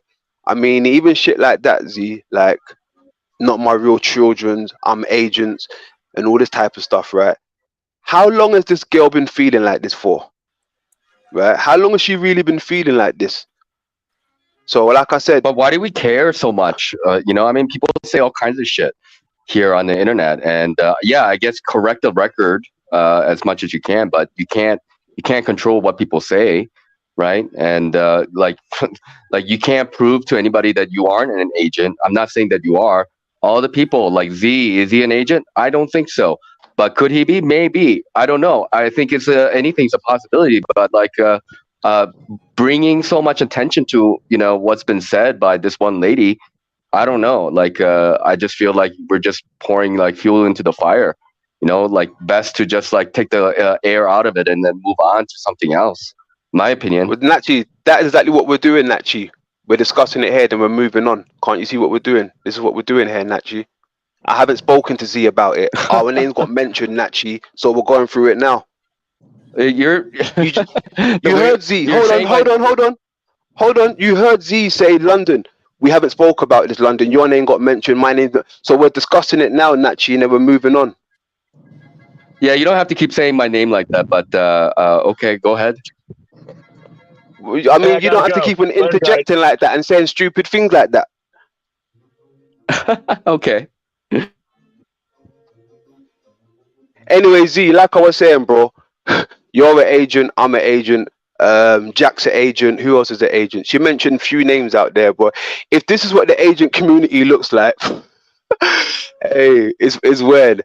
It's weird. Like I'm an agent that's bringing truth, right? I'm an agent that's bringing truth. I don't know what these other agents are doing. If that's the case, right? If that's the case, because it's all hilarious to me at the end of the day. It's all hilarious. But like I said, there's people in this community trying to just fuck up what people is really doing out here.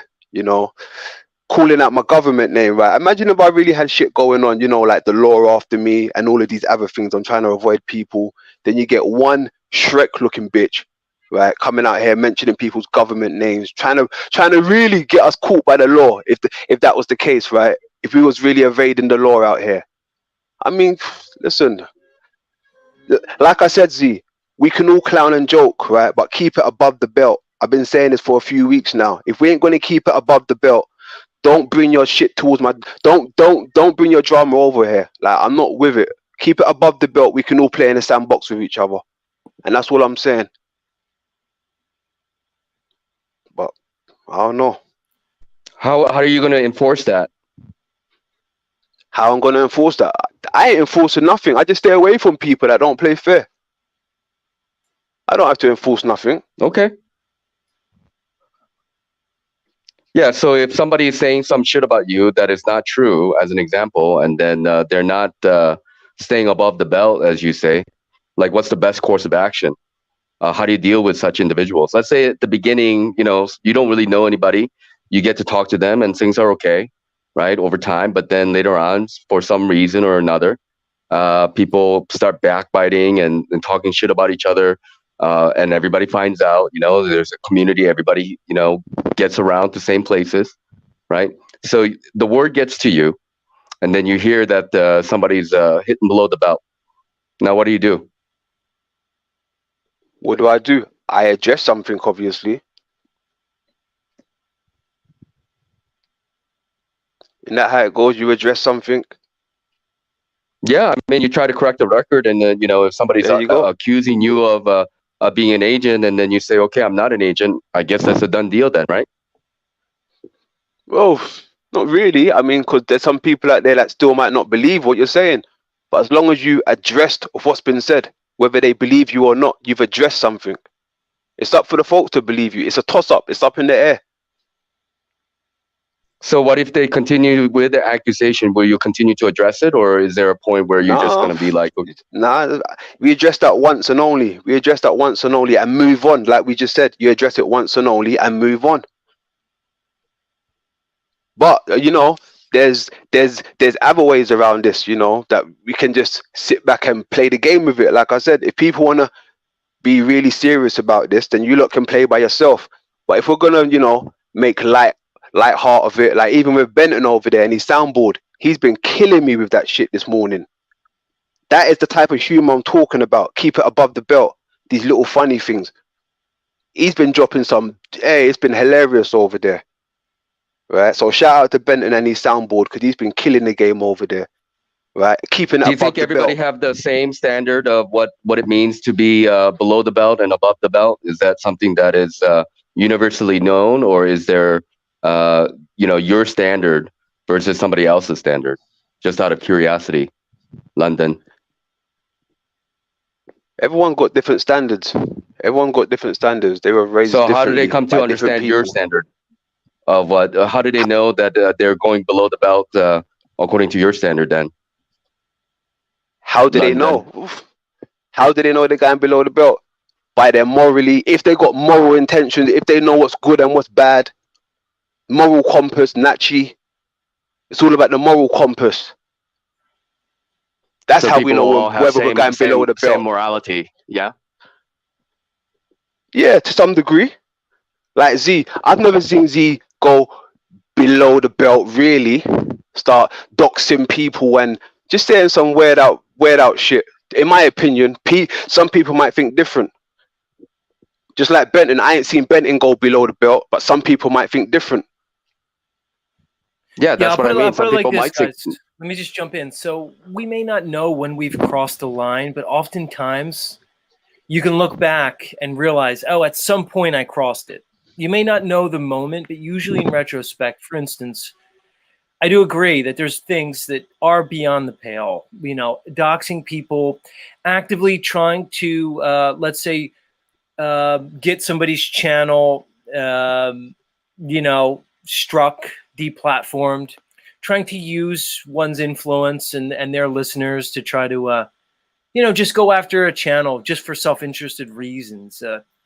I agree that often it's difficult to define where the line is, but I don't think we should just throw it away and say, well, since we can't define the line, how do we know when we crossed it? Isn't that subjective, et cetera, et cetera, et cetera? I mean, you could look at that with any type of topic that one may come across, but I do know where London's coming from about things that are below the belt, but I can see Notch's point. It says, who's to define that?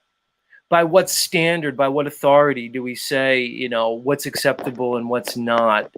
No, I mean, I agree. Like for the most part, I'm in agreement that there is a line, and everybody has a line, and everybody should have a line for sure. And it's when we go on to these panels, generally speaking, if you have good faith, you want to respect each other, and you want to at least have an understanding of where everybody's coming from. Everybody want to have a voice, and they have some legitimate concerns, at least to them, and then try to go from there. Like Jay in the chat brings up ethics. It brings up the question about, let's say, other content creators.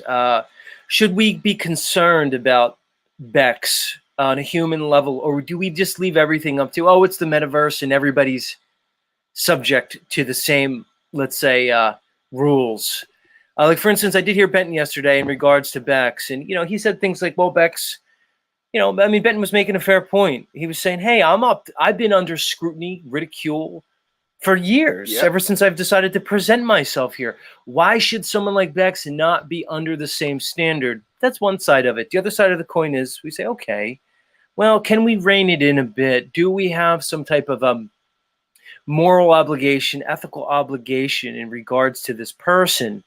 You know, like Heidi came up here yesterday, and I said to her, Heidi, I have no obligation for you in terms of your emotions. And just for all my audience, by the way, Heidi's, you know, she's active, but she's over on Benton's channel.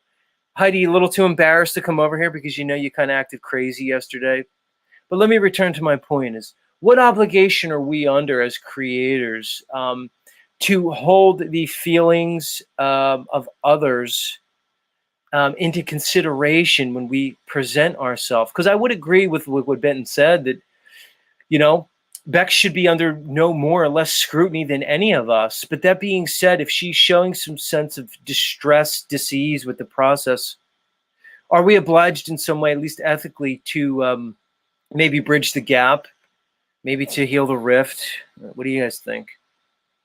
I mean, that depends on the individual, but I mean, like what obligation, you know, like people say whatever the fuck they want here, like, and then it hurts people's feelings, and people can care about it or not care about it. Maybe if it's just a matter of truth, and it doesn't matter what other people feel about it. But then again, you know, people say things like, "Oh, if this is the truth, this is the truth," and but it's the perspective of the truth, and it's okay to bring that up. But if it's like nobody has a monopoly of the truth, though, either, as far as I see it.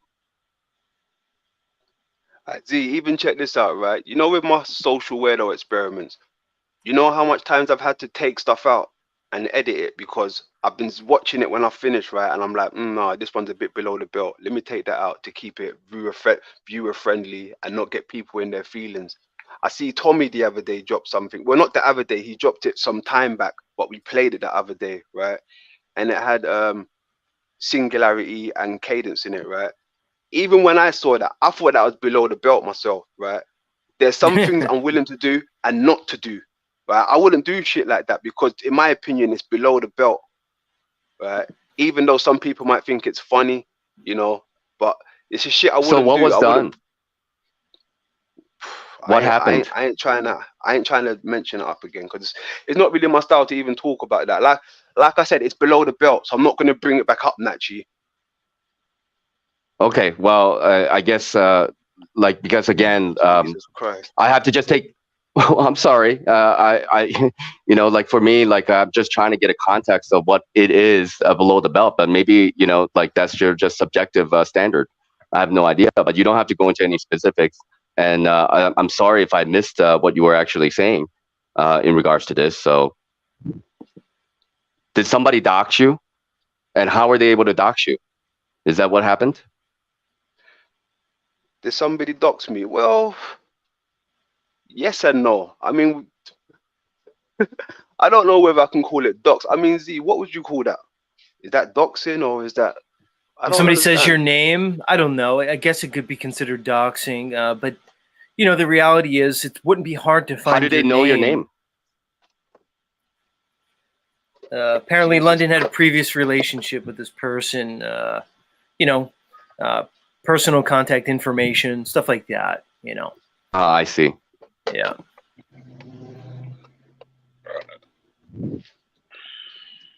I don't know. Z. Like I said, Z. It's weird. Hey. So you feel betrayed then, London, that you had a personal relationship with this individual, and then after things went sideways, this person decided to throw your name out there, you know, in the metaverse to the public. Yeah. I'm not even, well, I don't even feel betrayed more. I feel more creeped out than anything, right? The way I had this person's been spiraling, it's creepy to watch. I don't even feel, you know, like that. I just feel more creeped out than anything from the actions of this person and the thing that's been said. I just feel more creeped out than anything, you know. And then people will say things to you, right? And then come around like, peace and love, London, peace and love, after you've just, you know, opened up 2 shotgun barrels, after you just released 2 barrels of fury. And then the next day it's peace and love, London, peace and love. This is creepy. I do find that as a creepy aspect, London. This idea that like each day is supposed to be a blank slate and nothing that happened in the past should be ever brought up. It's so convenient to me. It's a way for people to hide behind their actions and to avoid accountability. This whole thing, well, that was the past. And no, past often proves prologue on these streets, right? People need to be held accountable for the things they say when they say it. But, that being said, I do think we need to have certain understandings and, people can be apologetic for the things they say. People can come correct. Nobody's perfect and we can move on. It's just a matter of the other person's energy. Notch, London, I'm finding that people aren't often really interested in resolving conflict because conflict is engaging. In some ways, it's entertaining. A lot of us are trying to fill we're on here a lot. There's a lot of hours to fill. There's a seduction to go to almost the lowest common denominator in terms of content. For me, it's a balance. I like to bring an experience, facilitate an experience, and then use it because you never know where things can go. When you try to control a show too much, things can get quite stale, artificial, and I think kind of boring. So there's a lot of aspects that we bring here, but the question is really what's appropriate and really what's best for the audience. The reality is that's the great thing. People can choose. It's like we said about Benton restreaming me all morning. Okay, I could get pissed at Benton for doing it, but why would I do it? It's not going to stop him from doing it. And like I said, I'm confident enough in my presentation here that I don't have to hold on to maybe, whatever crossover audience me and Benton have. I have 80 people here watching me. Maybe if Benton wasn't streaming, I'd have 93 people here watching me. Am I going to be so concerned about the 13 to 20 people that we have in crossover right now that are going to be watching him opposed to me or vice versa? How short-sighted would that be with me? What would it show in terms of my confidence in my presentation? We find that we're fighting over a very small sandbox. If you value what you do, you present yourself, you move forward, and you go from there. You build alliances, you create, you co-create, you can collaborate at certain points. But I will say, and I'm not going to mention any names, but there are certain creators on here that do feel like they have ownership over other creators. That just might be their shtick, which is fine. But the reality is that's an environment that I do not choose to participate in. So I choose to move away. Of course, they're going to say whatever they want about me. They're going to do whatever they want. But the reality is I have a choice. The energy through which I choose to engage is solely on me. I'm responsible for what I do, my actions, and what I bring here, regardless of what other people say. Let me bring Snafu up. He wants to lend his voice. Are you there, Snafu? Yeah, I'm here. I just got to tell all you fucking cupcakes to grow a pair. There's murderers, there's criminals, there's bad words I won't use on your show against, children. There are all kinds of criminals, traitors, frauds, and yeah, there are agents. But it's funny when you get fuckers like Bex and Becca who go Me Too movement and make these statements that she knows nothing about players in the game that we've been watching and know aren't involved, like when she said you or 1Z and others. But what's funny, Nacho, and this is something for you to realize. This ain't a hug a buddy, fuck a buddy world. This is a digital experience, bro. And you know what? The division online is just what you're going to see in real life, too, in other countries. So all you motherfuckers better grow a pair. And remember, it ain't fucking hug a buddy, fuck a buddy metaverse. Quit cupcaking it and fucking just do it, man. And Bex is a perfect example of getting triggered in her fillers. And fucking that's all there is to it.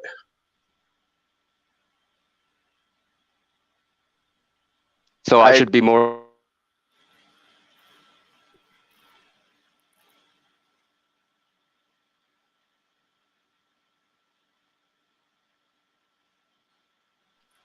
Sorry, Nachi. I think you were going to say something. Why am I getting muted? I don't think you're muted. No one's muted. You're not, Notch. You're good, Notch. Notch, can you hear us? Check. Hello? Yeah, you're good. You're all good. Go ahead. Proceed. Anybody. I don't think he can hear us, see. I think he's roboting a little bit. All right, I can hear him. Look, I mean, can you hear me or? You're kind of in and out. You're having a little bit of intermittency issues, Notch. Try now. Say something.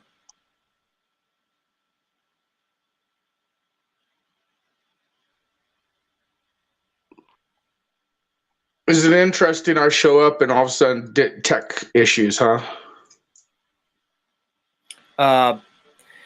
So Snafu, what's your point, dude? Your It point keeps is unmuting for. My And point then is, I'm some of these people getting forget disconnected. that there's actual criminal, traitorous, fraudulent type bullshit going on. So all this petty bullshit is just really laughable at times. And then, like, when Bex fucking gets triggered in her feelings, calls all you guys agents, and she, she's just full of shit. But then I see a lot of these people that are just full of shit, and the awakening is about to happen. All over the world, and all this cupcake, like, we gotta love each other, we gotta get along, dude, that's not reality of life. You ever been to jail or prison? Sure, you get along with your compadres, you get along with your people, but this cupcake bullshit, this guru bullshit, it's gonna end a lot of people in fucking a world of hurt in the end. Like, that's all I'm saying, man. Look, I can agree with you. Here's the thing, Snafu. I could agree with you about the guru, this online guru phenomenon that we've seen over the last, let's say, I don't know, 3 to 5 to 10 years. I would agree with you that there's a problematic aspect to this guru bullshit. But I'm going to push back a little bit on this, Sniff. It was, I get what you're saying about the nature of this world, the nature of conflict, how conflict just seems to be endemic with this reality. But why can't we work towards something greater? Isn't that the human mission, the human endeavor? Is to try to overcome the challenges presented to us by nature in this realm. It's like saying, well, it's cold, windy, blizzard outside. Well, you're going to endeavor to work against that. You're going to build a fire. You're going to build shelter. Well, and that's where I agree. So my point is, so if conflict is just part of this realm, what's wrong with trying as men and women, sentient beings that who I feel are divinely imbued by the creator with sovereignty, critical thought, reasoning, logic, and divinity? Why can't these beings work towards getting beyond conflict? What's the problem? Go ahead. Well, here's the funny thing I just don't understand. If they bring it online, then they should expect to deal with it, whether it's positive or negative online. Criticism, critiques, or fucking straight up bullshit. My whole thing is you're right, Z. Community is important. Real recognizes real is important, and you know who's real, and even the most realest people in the end sometimes fuck you over. You know how that works. Like, it's just human nature. My whole thing is people like Nacho and all these other fuckers, they're like, we should all get along and love each other and guru it out and blah blah blah, and it's like, motherfuckers, if you can't even handle the digital experience yet, you think you're going to be able to handle real world shit when shit goes down? Like, and then they say, oh, you're attacking by bringing some of these things that come up to question. Like, for instance, we were talking about MGTOW stuff. You saw how all the women reacted, and especially the ones who were involved, they brought it to the plate, and then they had issues with people responding, critiquing it. It's the digital experience. I've dealt with criminals, traitors, frauds, and pedos on this internet in my journey, on my content, on what I do on this fucking internet webs. And so when I look at some of this petty shit, it just makes me laugh. And when Bex lost her shit and started calling you guys agents and all that, I know what's up with the privately owned, government operated. A few of those she was on point, but most of them she was full of shit when it came to you in London and others. It makes it laughable. And I just, at this point, I'm at, like, you guys could talk all the shit about me all you want, but I know where I stand. I know where the Truthio stands. I know where the crew stands. And we haven't changed. We're not going to change what I'm about. And I just tell people this: just grow a pair, man. Digital online. There's worse things going online that most you motherfuckers turn your cheeks or ignore. And yet you're worried about all this internet drama with content creators when, there's way more fucking worse things going on online with YouTube. He seemed to have been some kind of issues. I think he's back now. Yeah, I didn't catch like any of that. Like, it seemed like my system got hacked or something. I was being muted, and I couldn't. I showed up. The Truthio showed up. I'm telling you, privately owned, government operated is real. Fucking this shit's real. Z, when he's dealing with his bot bullshit a few months back, we knew what was going on. Again, these pogos are real, privately, but that's why I look at this petty shit with Beck. She's just triggered in her feelings, and I know you're like, well, maybe we should not like make fun of her, do this or do that. If you bring your shit, no, that's not what I said. You're fucking due to fucking what happens. like good or bad. Agreed. I've been doxxed. I've been threatened. We've had rats with eyeballs cut out because we stand up for something. This whole like, oh, they're making fun of me on a fucking channel because I said some dumb shit. It's just laughable because I think of the criminals, the traitors, the frauds, and the pedos here using YouTube, and all you motherfuckers want to worry about this dumb drama between you guys versus the real shit. It's laughable. The I'm in actually agreement with you in that sense that you know, like we should not. We could probably like not put too much focus on the quote unquote drama that's here. And I understand that there are such thing as pogos. There are genuine pogos and genuine pedals out there, Snafu. But as far as I understand, I haven't gone to any of these channels, you know, at least the ones I frequent, that I would describe them as like being quote unquote agents or pogos or any of those things, you know, as far as I know it. But it's not even that, dude. It's your IP addresses. It's who you watch. It's who you think. It's the ad revenues. It's this and that. It's data collection. You may not even be a part of anything or any of it or fucking that, but they're gonna use and track. They're collecting data on all of us all the time, man. All the time.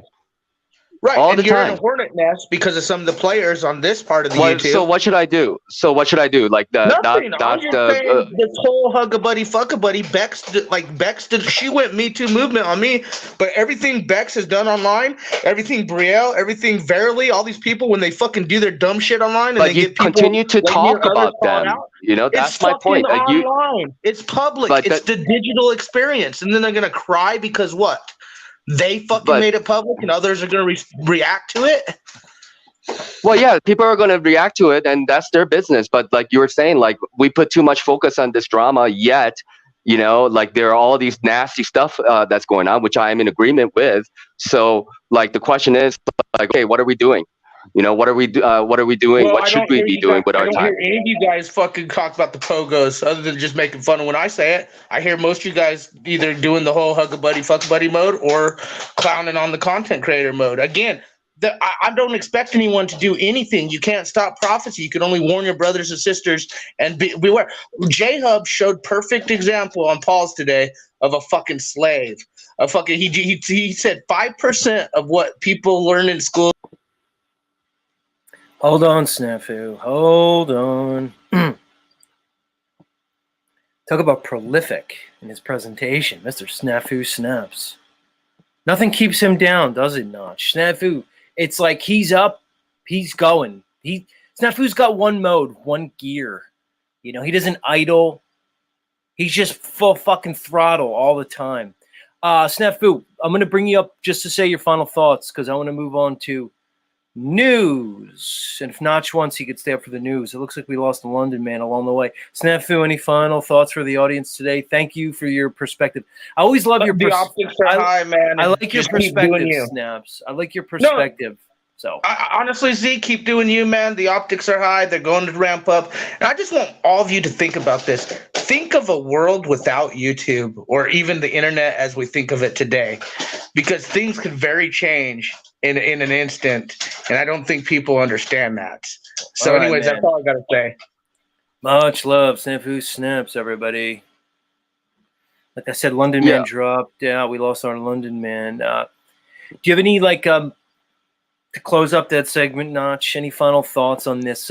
Yeah, I just want to say this. It's just that I think you know, I do value like what everybody says, and everybody has a perspective. It's just that their presentation, and I think where, at least from where I stand, like where I start to kind of, I don't know, like not listen to people or not hear people, is that when I hear the same thing over and over again, and you know, when people are coming from like a position where they're like, oh, you know, like I have like my perspective is like the only one, or my perspective is the right one, and like here people do all kinds of stuff, you know.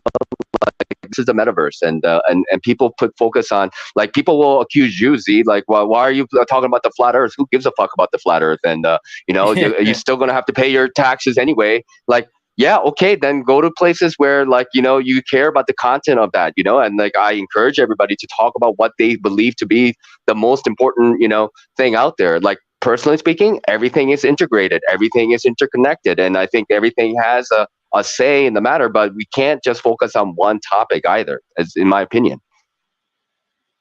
Yeah, I agree with that. And it's funny you bring up the flat Earth thing because, of course, that's look. Anybody who watches my show long enough realizes that that's kind of like my big message. I mean, I have a lot of things that I like to talk about. The flat Earth is just to me highlights the lies of academia, the lies of religion, the lies of science, and et cetera, et cetera. So I focus on it. And you're exactly right, Notch. There could be a temptation in me to alter my content because by being a flat earther and being so outspoken about it, it's going to limit my demographic in some ways. There's a plus and minus.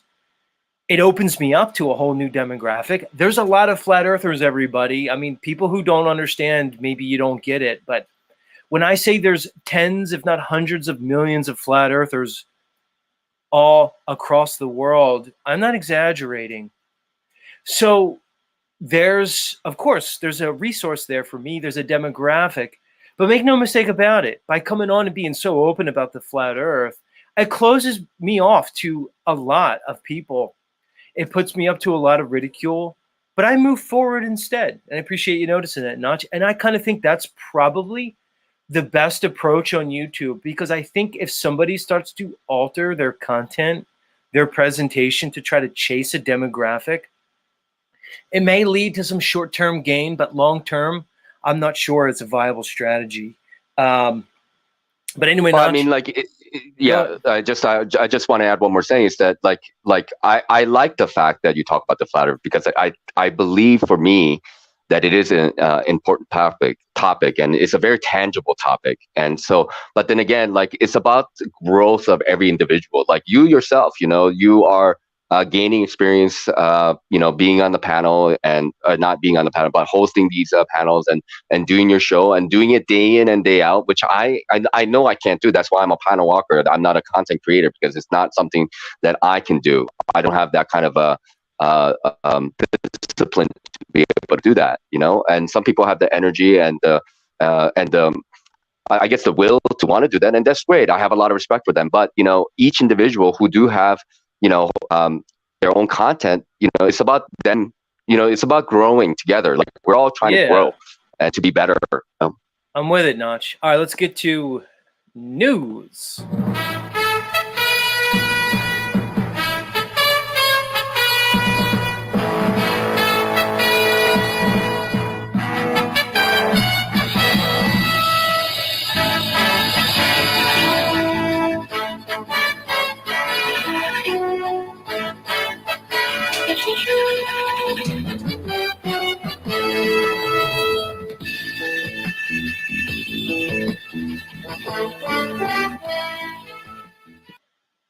That's right. In today's top story, this is coming from the AP.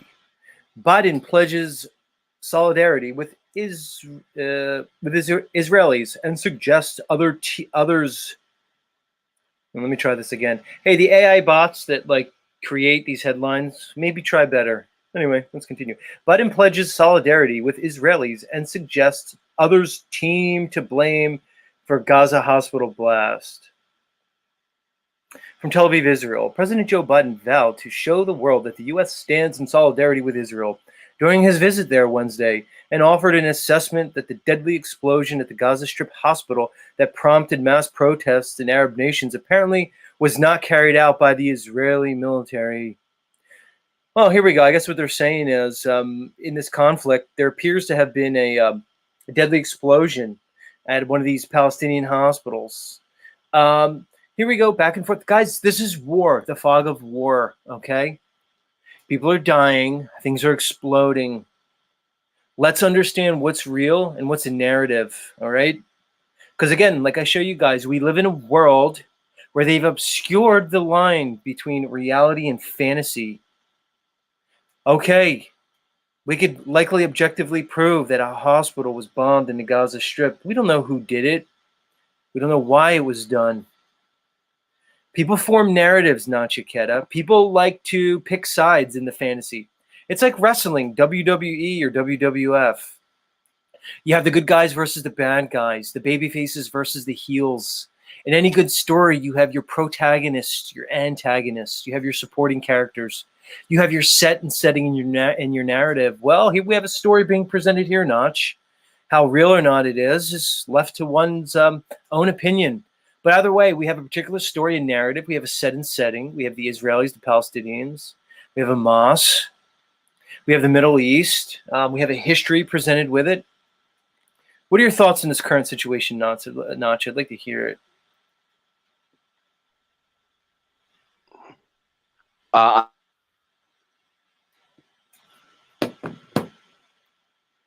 Notch, are you there, good sir? Hello, Mr. Notchikedo.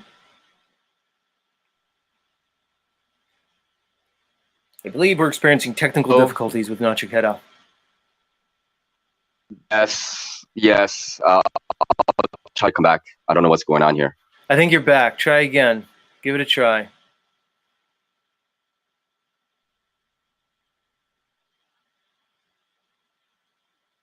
Nah, he's fucked. Maybe he'll come back.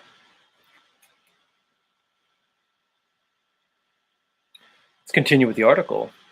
Based on what I've seen, it appears as though it was done by the other team, not you, Biden told Israeli Prime Minister during a meeting. So they're blowing up their own hospitals now? Wow, it's weird, Mr. Biden. I mean, I know we're like aligned with Israel. I know they're one of our chief allies. You know, it could be said that like Israel is kind of like America Junior, but others might say that America is like Israel Junior, because we don't like to think that we have this autonomous nation, the American government, under the Constitution and the Bill of Rights. Again, it's a narrative. It's a story. But upon inspection, who really is running the show here? It kind of seems like a bunch of corporations, really. But corporations are not real. A corporation is based off the etymology of the word corpse. A corpse is a dead thing. It's a dead entity. Dead things can't really do anything. So it begs the question, if the corporations are behind the governments, what's behind the corporations? Yeah, it's people, flesh and blood. Some might say that they're elite bloodline people that have been, whatever way, imbued with particular characteristics that have placed them in a position of rulership amongst this whole world. So it begs the question, who's really running this place? And I do find it convenient that with Mr. Biden, anything that's happening, just conveniently, like he said to our good friend Bibi Netanyahu, the Prime Minister of Israel, he said it appears as though it was done by the other team, not you. So apparently anything that happens is just going to be skewed. It's just going to be positioned in a particular way to support the narrative being presented by this U.S. government that opposes the, as he said, the other team. Notch, are you back?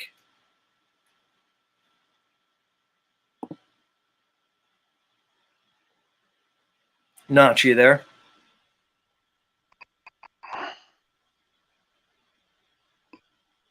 Notch? I think my phone is hacked.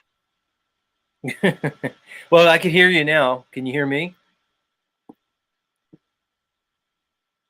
No, I guess not. Notch letting us know that he's being infiltrated. Well, we are talking about the, our small hottie friends. But everybody's talking about our small hottie friends right now. I don't know why they'd be particularly focused on us. But we're going to let Notch go. Notch, if you could work it out, we'll look for you. Let's move on to other stories here in the Totally Real News.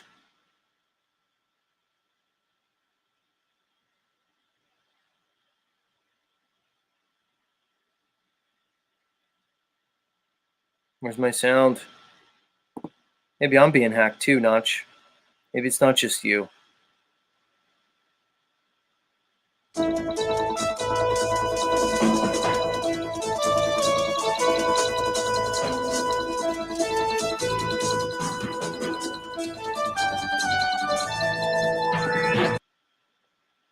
In other news, this is from Fortune.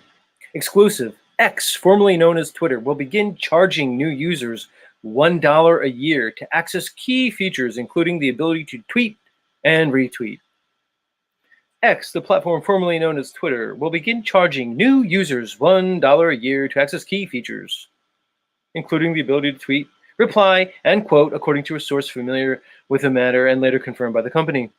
The company will begin charging the fee on Tuesday for new users in New Zealand and Philippines, marking one of the most significant changes to the social media platform since Elon Musk acquired the company nearly years ago. This is interesting. So this is the second story in the national news here in the United States, and they're presenting it as such a big deal. But the reality is, it appears to be $1 and appears to be only for new users in New Zealand and the Philippines. It begs the question, should I care? Why the fuck do I care about this headline? It almost seems like they're just using any excuse to place Elon Musk into the headlines. I don't know. Like I said, is it possible they're just using Elon Musk as one of the characters in this continuing narrative, this geopolitical situation? I mean, hell, he's reached Bond villain status at this point. Not only is Elon Musk, like they say here, basically saving free speech with his purchase of Twitter, which is now X, he's also apparently revolutionizing the travel industry, the way we move around, with his electric vehicle technology. At the same time, he's going to apparently bring humanity to Mars. Like I said, he's already shuttling people to and from the ISS. He's apparently now taking over for the U.S. military with his Starlink, but when it's in its military capacity, it's apparently Star Shield. Because, of course, the military, through NASA and apparently Space Force, they can't put their own satellites up there. No, they have to contract the use of the Elon Musk SpaceX satellites for our defense now.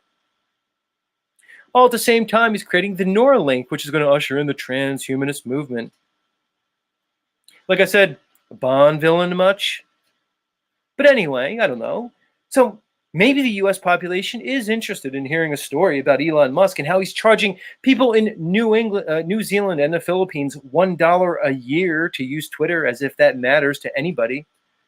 Apparently, we could be interested, or I don't know, seems much more likely that you're just placing Elon Musk in an arbitrary news article just to keep him in the popular zeitgeist, to keep the narrative going. Like I said, I'm not sure in this WWE, WWF presentation of geopolitics if Elon Musk is indeed a babyface or a heel. But either way, make sure, don't forget Elon Musk. He's basically controlling things now, everybody. Like I said, at least they're getting rid of the presentation of governments that they've been giving us for the last few hundred years at least. Maybe they're finally admitting that this world is really just run by powerful people, by money, interests, and otherwise. I don't know. Notch, are you back? Can we hear you, sir? Yeah, can you hear me? Yes, you're good. Oh my gosh, I don't know what happened. My phone's acting up really weird, but continue, please. I don't want to interrupt.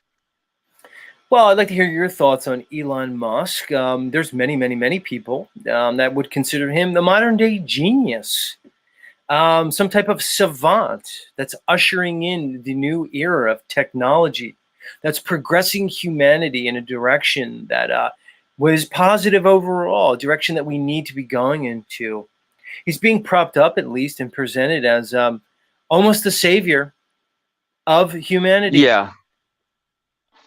I mean, he's groomed to be in the position that he is in. You know, Werner von Braun wrote that book called "The Mission to Mars" or Mars Mission, and the main protagonist there, his name was Elon, who led the revolution in Mars. But these people, they're all kind of groomed to be in the positions that they are, and then they control the media, so they can prop them up in any which way they want to. So they want people to think that these people are like saviors, but obviously I don't believe that. Yeah, interesting point you made about the Werner von Braun thing. For those who may not know, Werner von Braun was the head of NASA from its inception, and then through the supposed moon landings in the late 60s and early 70s. Werner von Braun was a former Nazi SS agent who was brought over in the so-called Operation Paperclip that was initiated by the U.S. government to bring these aforementioned Nazi scientists over to the United States. Werner von Braun apparently was the leader of NASA, and he apparently wrote a book, as Nachiketa referenced, about a mission to Mars and colonies on Mars, led by the protagonist, one Elon. Now we have Elon Musk. Quite interesting. One could say this is merely coincidence. Others could point to this as an example of their predictive programming. Very strange that the creator of NASA, the SS agent Werner von Braun, would reference the basically the main character in terms of missions to Mars as Elon, and now we have this Elon Musk bringing us to Mars. To me, Nachiketa, this presentation is incredulous and laughable on its face. But yet, and which to me, Nachiketa, which has previously been horrifying, in some ways laughable, but is being increasingly more sad to me, is that most people do not see what we see. They're accepting the presentation whole cloth. They're buying into the narrative. And like I say, it's contributing to a world in which people are living in a fantasy realm. More and more, it seems that they're choosing the fantasy, because even when presented with objective evidence otherwise, they reject it in a state of cognitive dissonance. Anything to add before I move on? No, I mean, I'm with you 100%, and I think most people are aware, at least here, that everything is being done, with intent, and it's deliberate. There are no accidents that are happening, and some things been kind of cooking for a very long time. So like they have to kind of like predictive program things into the human consciousness, and some things like the quote unquote the virus type of stuff, that's been introduced to people for a long period of time. So they've been like harnessing that and cooking with that, and then the 2020 event came along to really take advantage of that, and still people are going to be wrapped up in all that though too. So I just see things going to move forward in terms of the way they have planned out, and we're not going to be able to like predict all this because they're master magicians. They're like distracting us on one hand, and it may be like a red herring, and then there's something else might be going on that was completely unexpected, like most things. Good take.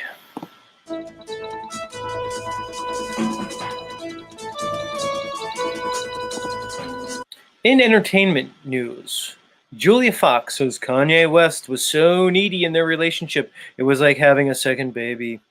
Julia Fox is already a mom of a 2-year-old and claims dating Kanye West was like having a second baby.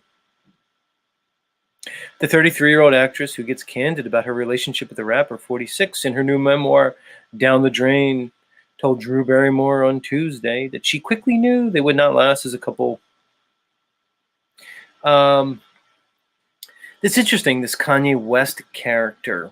He's another one that is being consistently presented in the mainstream news narrative, much like my take on Elon.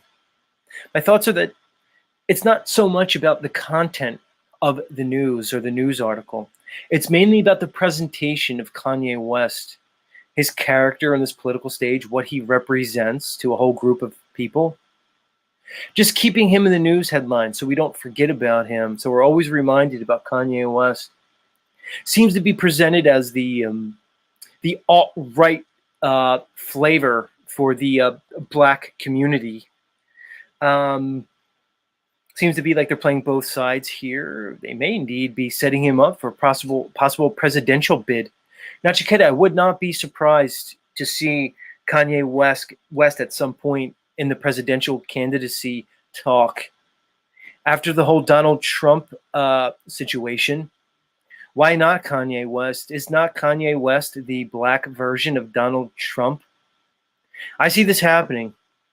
So I'm not really concerned about the news article regarding Mr. West and his former relationship with the lovely Julia Fox.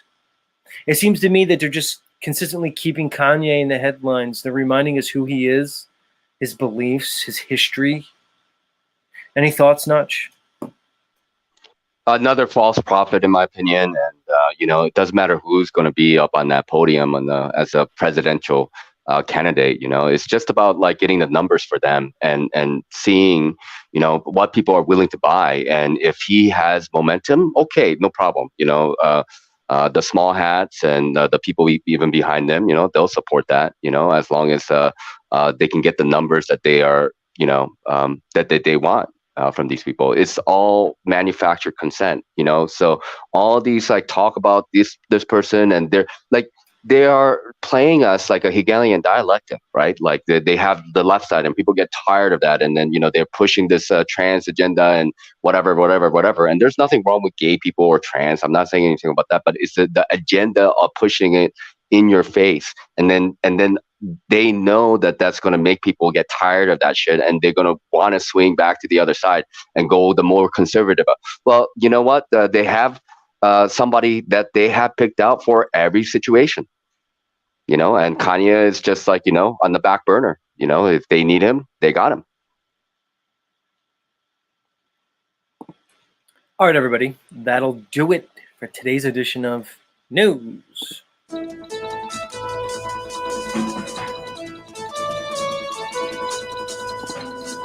All right, Notch. Any final thoughts for the listening audience?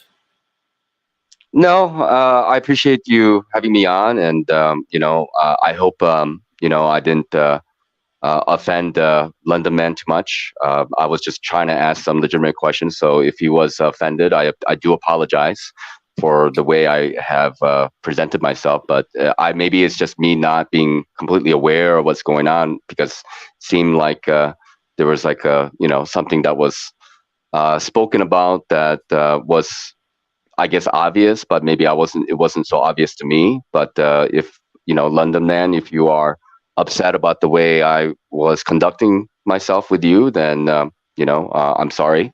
That wasn't my intention. I just wanted to have some clarity. Besides that, you continue doing what you're doing, Z. I appreciate you, and I think it's good. I mean, we have to talk about these kind of things, whether we like it or not, and trying to get more clarity in what's going on. I think this is something that is of value for people. So that's all. Back at you, Notch. Much love.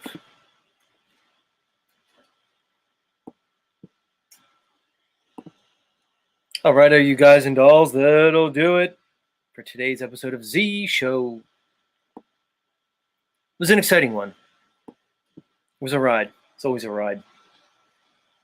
A lot of ups and downs, a lot of interested parties.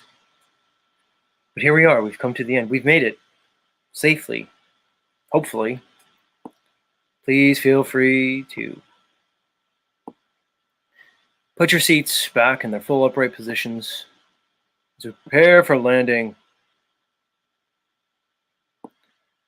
Planet X watchers saying that Moose is restreaming me now.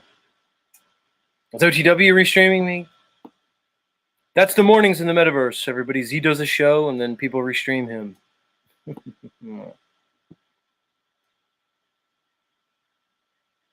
Cadence says good show, Z. Much love, Cadence.